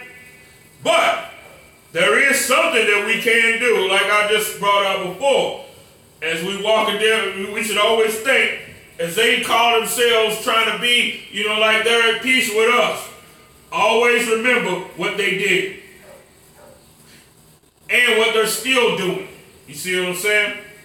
And how they're going to come up against us in the future. Remember that. Remember the stem cell research. You see what I'm saying? Remember that. Remember going all the way back to what they did to us in Egypt. You see what I'm saying? The Most High had made the slate clean for them. But what did they do? They ran out to transgress against us in the wilderness, which put them back as being chargeable, and all the other nations of Edom are following behind them. All the other tribes of Edom, are following right behind them right now to help destroy us. You see what I'm saying? The white man is the devil that the Bible speaks of. The Jewish man is white just like the rest of them. Because people try and make it like, see, the white man is the difference between the white man and the Jewish man. No. The only difference is one is the rest of Edom and the other one is Amalek. That's the difference. The one is more slimy than the other one, and one is the chief house of Satan right now, the synagogue of Satan, as the Bible says. You see what I'm saying?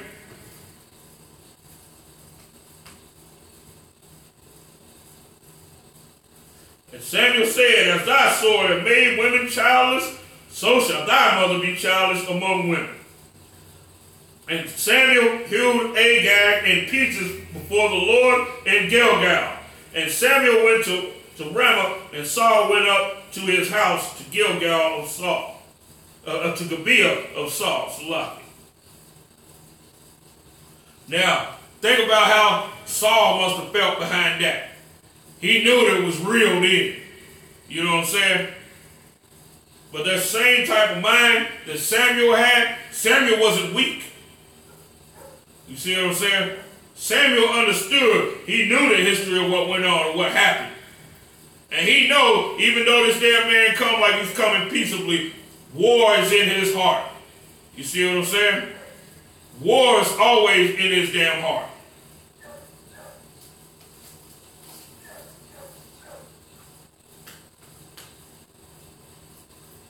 Now, we need to understand the depths of how much that they hate us. You see what I'm saying?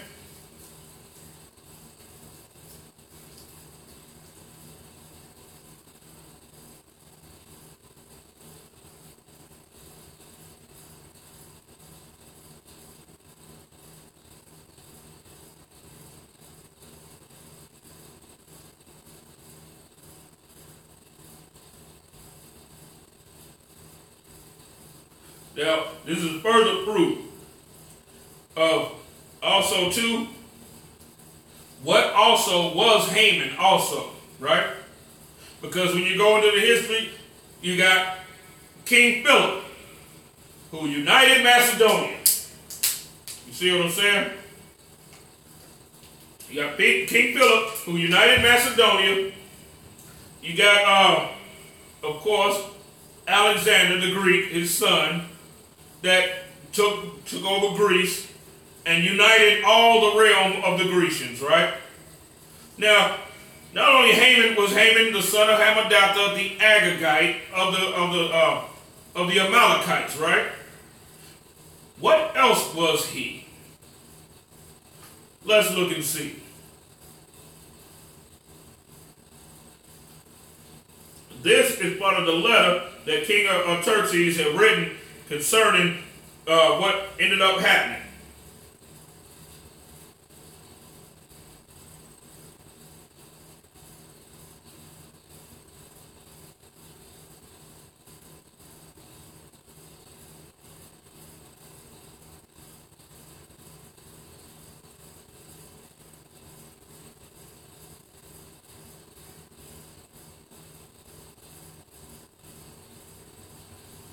This is the Apocrypha, chapter 15, and we'll start at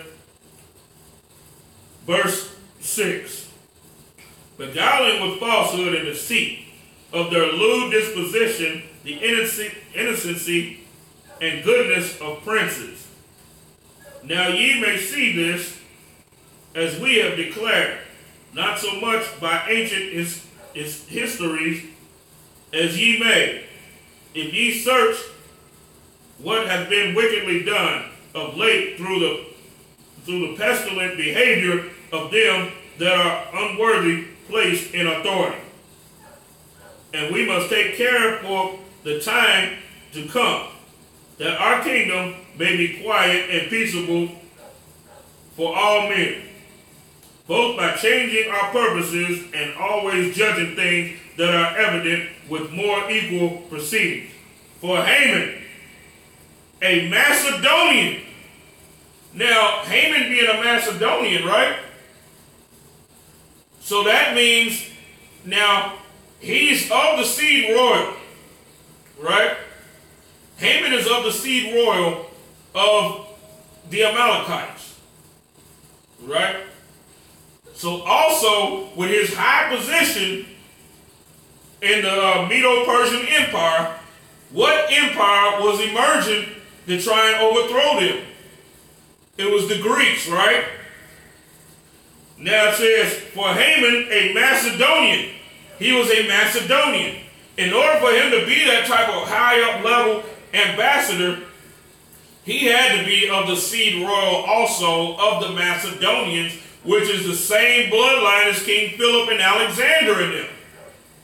You see what I'm saying? That means, so what is this saying? That means Haman, the son of Hammedatha the Agagite, who is of the seed royal of the Amalekites, is also a Macedonian. So that makes the seed royal of Macedonia also Agagites too, because you had King Philip and all of them. All of this stuff, going all the way from like Ulysses and all of them. You see what I'm saying? All of these people were of tight bloodlines. So that means if if Haman was a Macedonian, King Philip was a Macedonian, Alexander was also a Macedonian too, right? So that means if Haman was an Agagite, what does that say for them? They were Agagites also, right? Haman was an ambassador with the Greeks, from the Greeks, to take over the Medo-Persian Empire so Greece can be on top. You see what I'm saying? Now, with Greece being on top, now when you go back into Genesis, where it said, when thou shalt get the dominion, talking about Esau, thou shalt break his yoke from off thy neck, right? It was the yoke that Israel had upon the neck of Esau, clear up until they got the dominion on the face of the planet, right? Who did they start to get dominion through? They started to get dominion through Greece.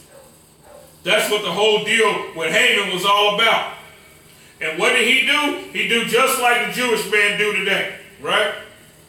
He come in and he moves his people in. You see what I'm saying? That's why he has 10 sons, his wife, his friends, all of them. You see what I'm saying? That's what he's doing. And of course, if things were prolonged, what would he try and do? He would try and make marriages with his sons and, certain princes and nobles of Medo-Persia, so that they can take over that way. If there's this conspiracy and all of that, if it wasn't sought out, the council on that wasn't sought out. You see what I'm saying? And he, of course, would have tried to declare war to try to take out the king. You see what I'm saying? That's what the two chamberlains that sought to lay hands on the king, they were hitmen. You see what I'm saying? They were hitmen put there by the Greeks to take out the king so they can rule. Because Artaxerxes was a strong king. You see what I'm saying? He wasn't a weak king. And he was the only stronghold that was stopping them from taking over to set forth their path to global domination. Well, Haman, a Macedonian, the son of Hammedatha, being indeed a stranger from the Persian blood, which shows, of course, that he was not a Persian. They called him a stranger from the Persian blood. So now you can't sit there and say that the Medo-Persians, they were the Amalekites. See, the Amalek is the Persians. No, you can't say that. You see what I'm saying? Because it says straight up, him being a stranger from the Persian blood and far distant from our goodness, and as a stranger received of us, had so far obtained the favor that we showed toward every nation. Because what do kings that are on the top do? Just like what the king of Babylon and all of that do, they'll move officials and ambassadors of other nations to try and make peace with those nations. You see what I'm saying? Just like what the white man do today, how he invites every nation over here, gives them a piece of America and all of that, gives them, blacks, Hispanics, and Native Indians to eat up. You see what I'm saying? So that they can get rich, so that he can try and make peace with them. But the white man's, underhanded deal is to take over their damn country. You see what I'm saying? That's why he's doing it. King Artaxerxes just wanted to have peace, so that he could establish his kingdom in peace, so that he would have a reduced level of having to worry about war all the time. You see what I'm saying?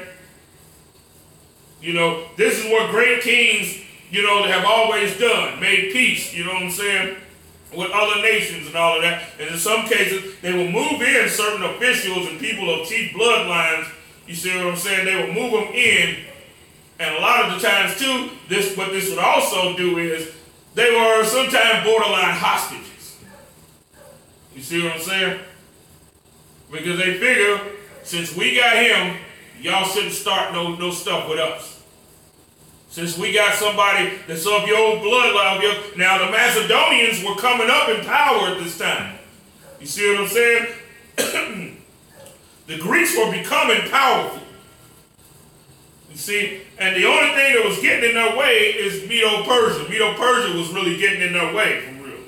You see what I'm saying? So the king, knowing this is one of the reasons why he let Haman inside the court. So to say, let it be peace between me, us, and y'all. You see what I'm saying? We're two powerful kingdoms, you know what I'm saying? Y'all on the come up. I'm sitting on top of y'all, I see y'all doing y'all's thing, y'all coming up. So let us make peace with one another. And let us prosper and deal together. Let us do business with one another. Let us prosper together. You see what I'm saying?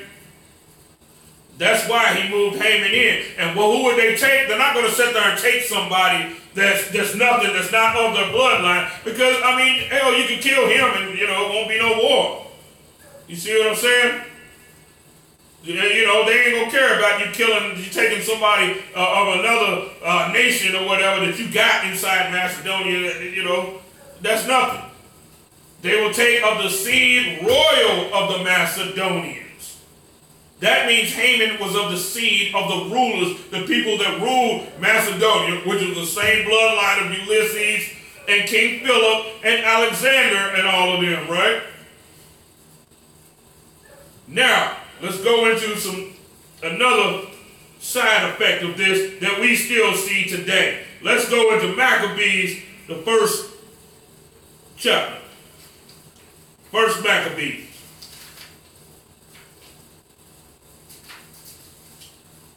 Eventually what happened was the Greeks ended up getting it anyway. You see what I'm saying? Of course, because it was prophesied in Daniel that they would take over. That's the whole deal about, the rough goat with the big huge horn on his head that broke the lamb's horns that had one big strong horn and one little horn. You see what I'm saying? He came in, the rough goat came, broke those horns and turned into all four directions of the face of the planet. Because what was that rough goat seeking? Global domination. You see what I'm saying? Now, let's go into Maccabees, the first chapter, first Maccabees, the first chapter. And it happened after that Alexander, the son of Philip, the Macedonian. Now, let's go. Now, I'm going to stop there, and we're going to go back to where I was just at.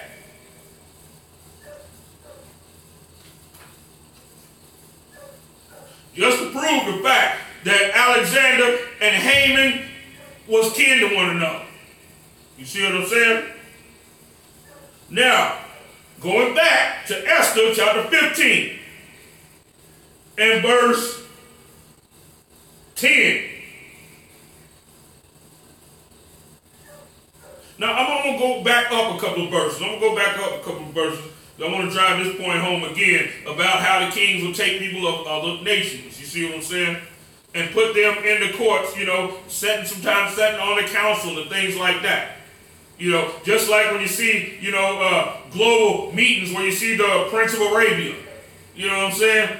And they'll have the robes and the headdress, and then you'll see the prince of some African nation. You see what I'm saying?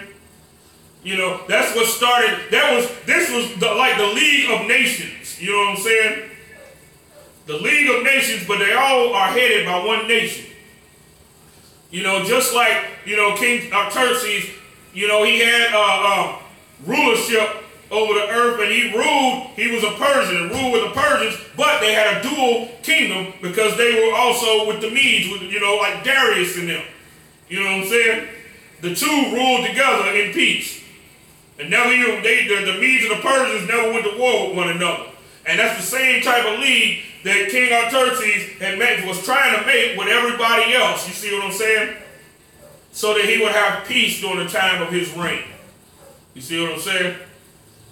And who would they take? The seed royal of each kingdom. They would take the seed royal of Macedonia, the seed royal of Arabia, the seed royal of wherever the hell else. You see what I'm saying? The seed royal, they would take the seed royal. They wouldn't take the damn slave or the low person or the person that's come from another country that they give him up as a man. No.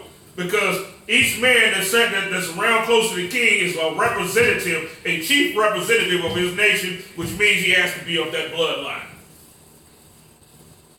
This is further proof that the Greeks were also Amalekites.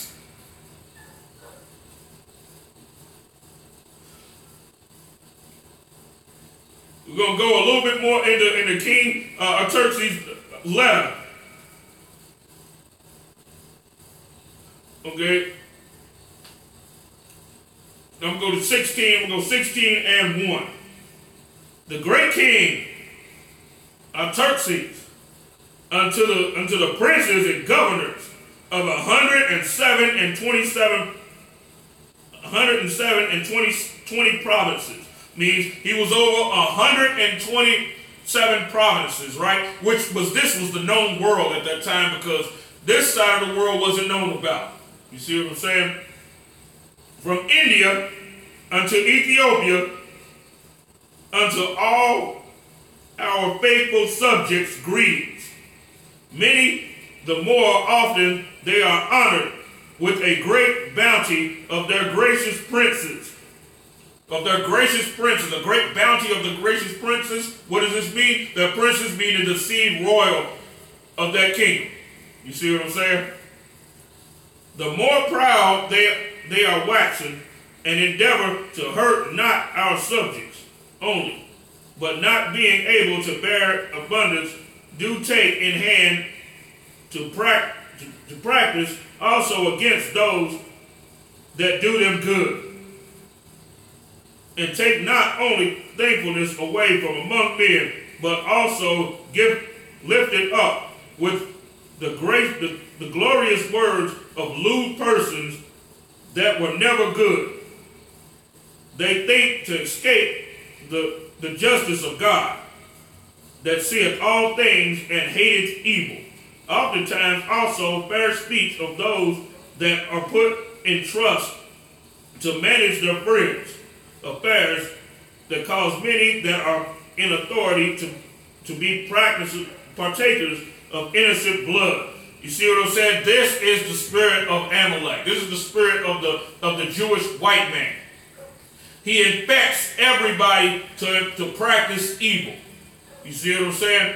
That's what he does. He infects everybody so that they practice evil. That is what he does. They leaven everything, just like the scriptures say, a little leaven leavened the whole lump. A little Jewish people inside any type of government leavens that lump. You see what I'm saying? There are the reasons why nations can't be separate like what they're supposed to be. You see what I'm saying? And have enwrapped them in remediless calamities, beguiling with falsehood and deceit their lewd disposition, the innocency and goodness of princes. What are they doing? They're corrupting the princes.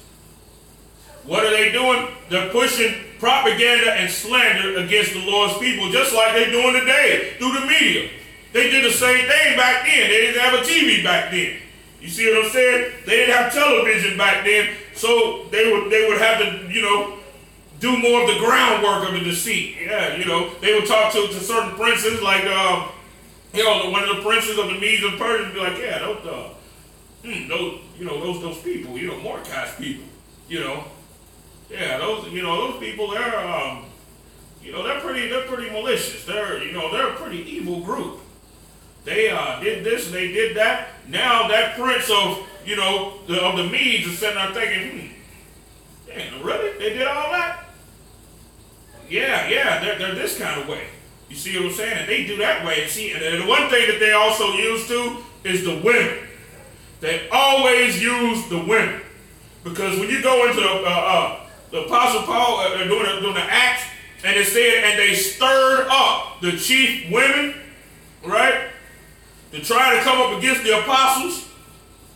The Jewish man is behind that. That's why the Apostle Paul, as soon as he gained his sight and all of that, and went out to do the work, the first people he disputed with was the Grecians, because he knew they were behind all the madness.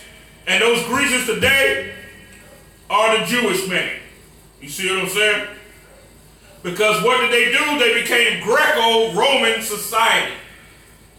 The Jewish man also became, they merged together, became Greco-Roman society, and then eventually headed by the Jewish man. You see what I'm saying? That's why one of your most powerful secret societies today, one of your most powerful secret organizations, as a matter of fact, it might even be the most powerful. It's not called the Illuminati or none of that. It's called Club Rome. You see what I'm saying? And it's made up of the highest level Jewish men, the top families of the Jewish men, the richest and most powerful people on the planet. That is, and it's called Club Rome. You see what I'm saying?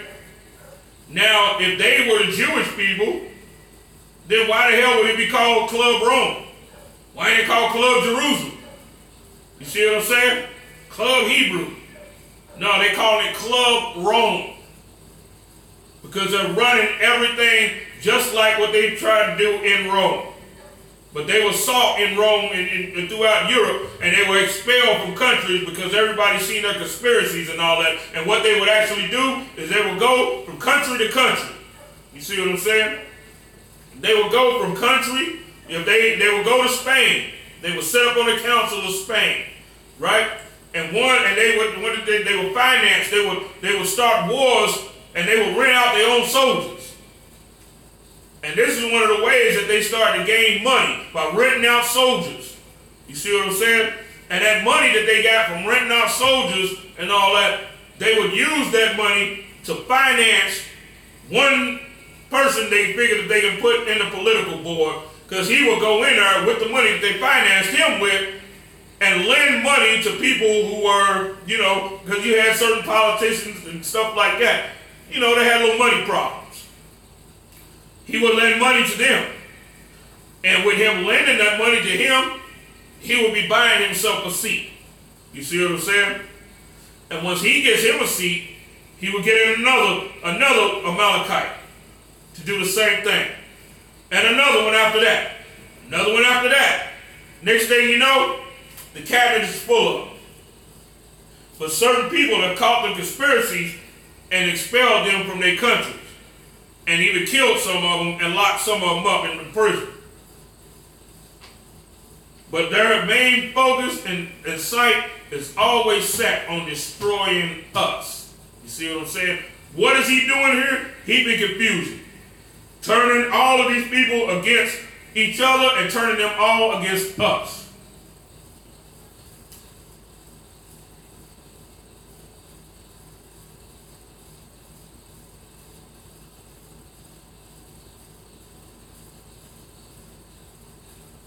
Verse 7.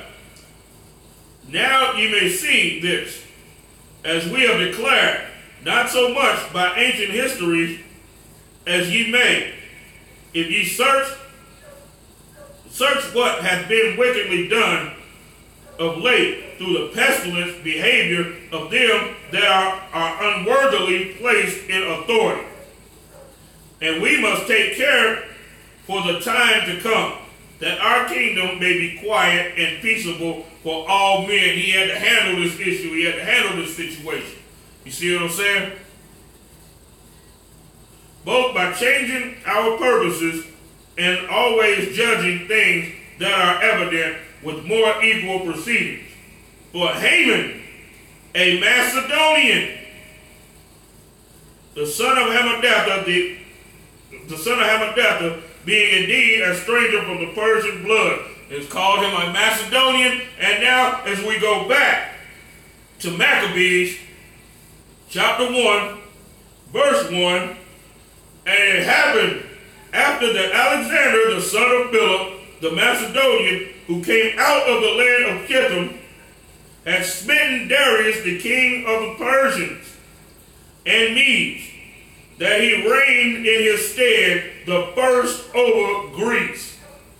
So now he took over Greece. Now his family, they have Macedonia on lock. What did he do? Went in, smoked Darius, you know what I'm saying, and also took over Greece also. You see what I'm saying? This is the stuff that King Artaxerxes was trying to stop. Now, it called King Philip the Macedonian. That means if he was a Macedonian, that means also Alexander was a Macedonian too. So it also called Haman a Macedonian, meaning what? All three of these men were tightly related. You see what I'm saying?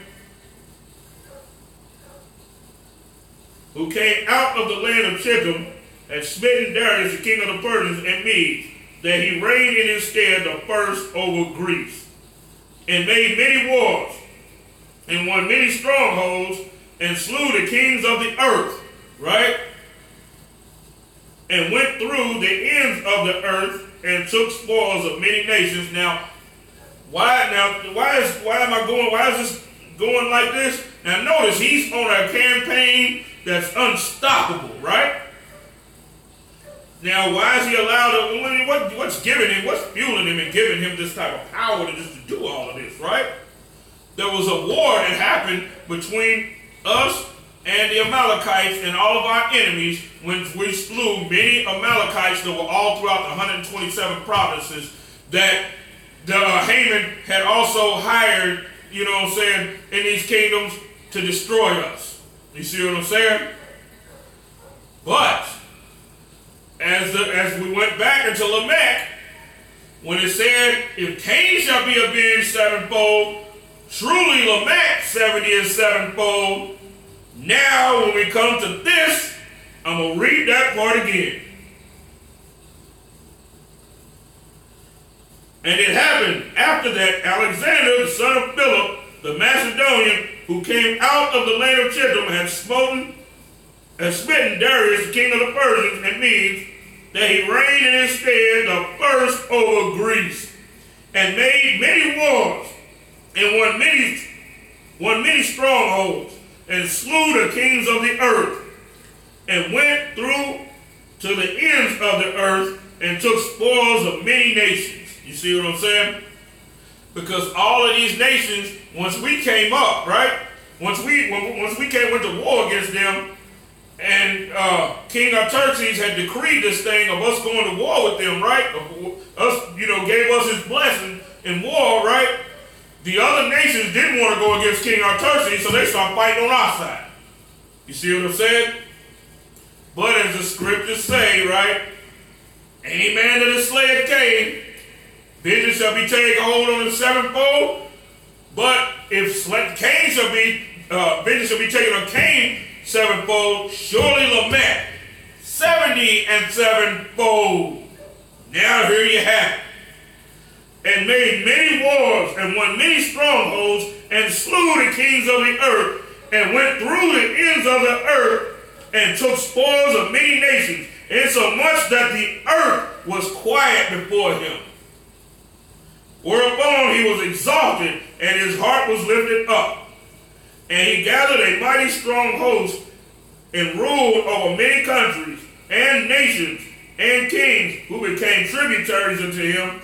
And after these things he fell sick, and perceived that he should die. Wherefore he called his servants, such as were honorable, and had been brought up with him from his youth, and parted his kingdom among them while he was yet alive.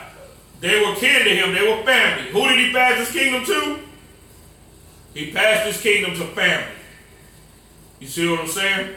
His near kin. His generals were also Agagites, just like him, just like King Philip, just like Haman, just like Hammedatha, Haman's father. You see what I'm saying? Of the seed royal of Agag, of the Amalekites. So what was the Macedonians? Amalekites. Who are the Amalekites today? The Jewish man. Agag still being the seed royal and the top chief family of them, which consists today of the royal families. The ones that Rockefeller, who controls the oil. The Oppenheimer family, who controls the diamond district. You see what I'm saying? The DuPont family, who controls all your chemicals. You know what I'm saying? And I believe they also own all the GMO, the genetically modified food scientists and all of that garbage. You see what I'm saying?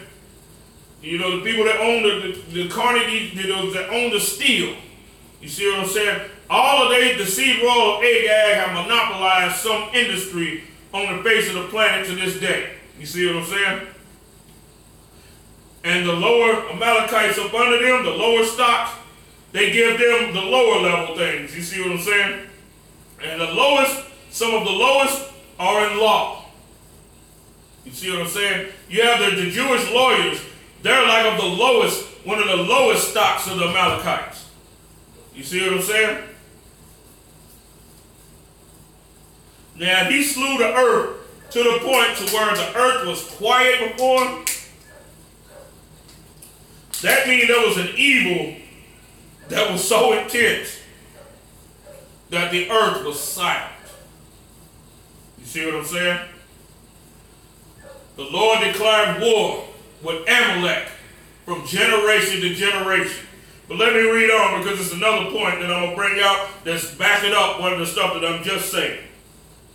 Wherefore he called his servants, such as were honorable, and had been brought up with him from his youth, and parted his kingdom among them while he was yet alive. So Alexander reigned 12 years and then died, and his servants bare rule every one in his place. And after his death, they all put crowns upon themselves. What does it mean they put crowns upon themselves? It means they become the top rulers. They became all, that's the reason why. You see what I'm saying? That's the reason why they they are owning everything right now. These are the crowns that they put up on themselves. And evils were multiplied in the earth. Now, that means that this one group being in power, evils multiplied in the earth. You see what I'm saying? They multiplied. That's one of the reasons why the Most High ended up raising up Judas Maccabeus and them and the Romans together to go against the Greeks. Because if that hadn't happened, hell, they would have tried to wipe us. They would have tried to wipe us out a long time ago. You see what I'm saying? The Most High had to hinder the process of that. That's why he rose up, he rose up the nation of Israel at that time, during the time of Judas Maccabeus and them, and rose up the Romans. But see, we wasn't never supposed to go in the league with any other nation. You see what I'm saying? Not the Edomites or any of the families of Ham or none of that. So what happened was the Romans turned against us also and eventually joined back with their family, and that's how they became Greco-Roman society. You see what I'm saying? The white man is the devil, and we should never make an alliance with him. You see what I'm saying? We should never make a league with him.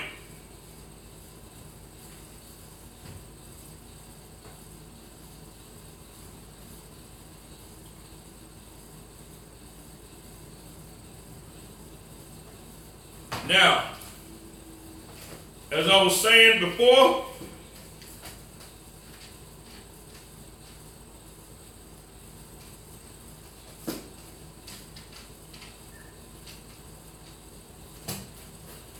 we go to Zechariah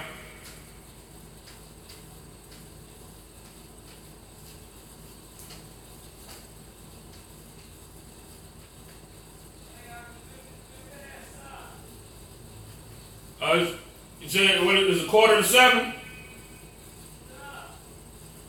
I thought you wanted me to run 15 minutes over. Oh, it's 7. Oh, it's lucky. We are the Isupk coming out of 1 West 125th Street, Harlem, New York, and the Commander General of your heart. Pay your tithes, support the men of this nation, support your troops. Every nation on the face of the planet supports their troops. They sacrifice something for their army. We should be no different than any other nation, only way more righteous than what they are.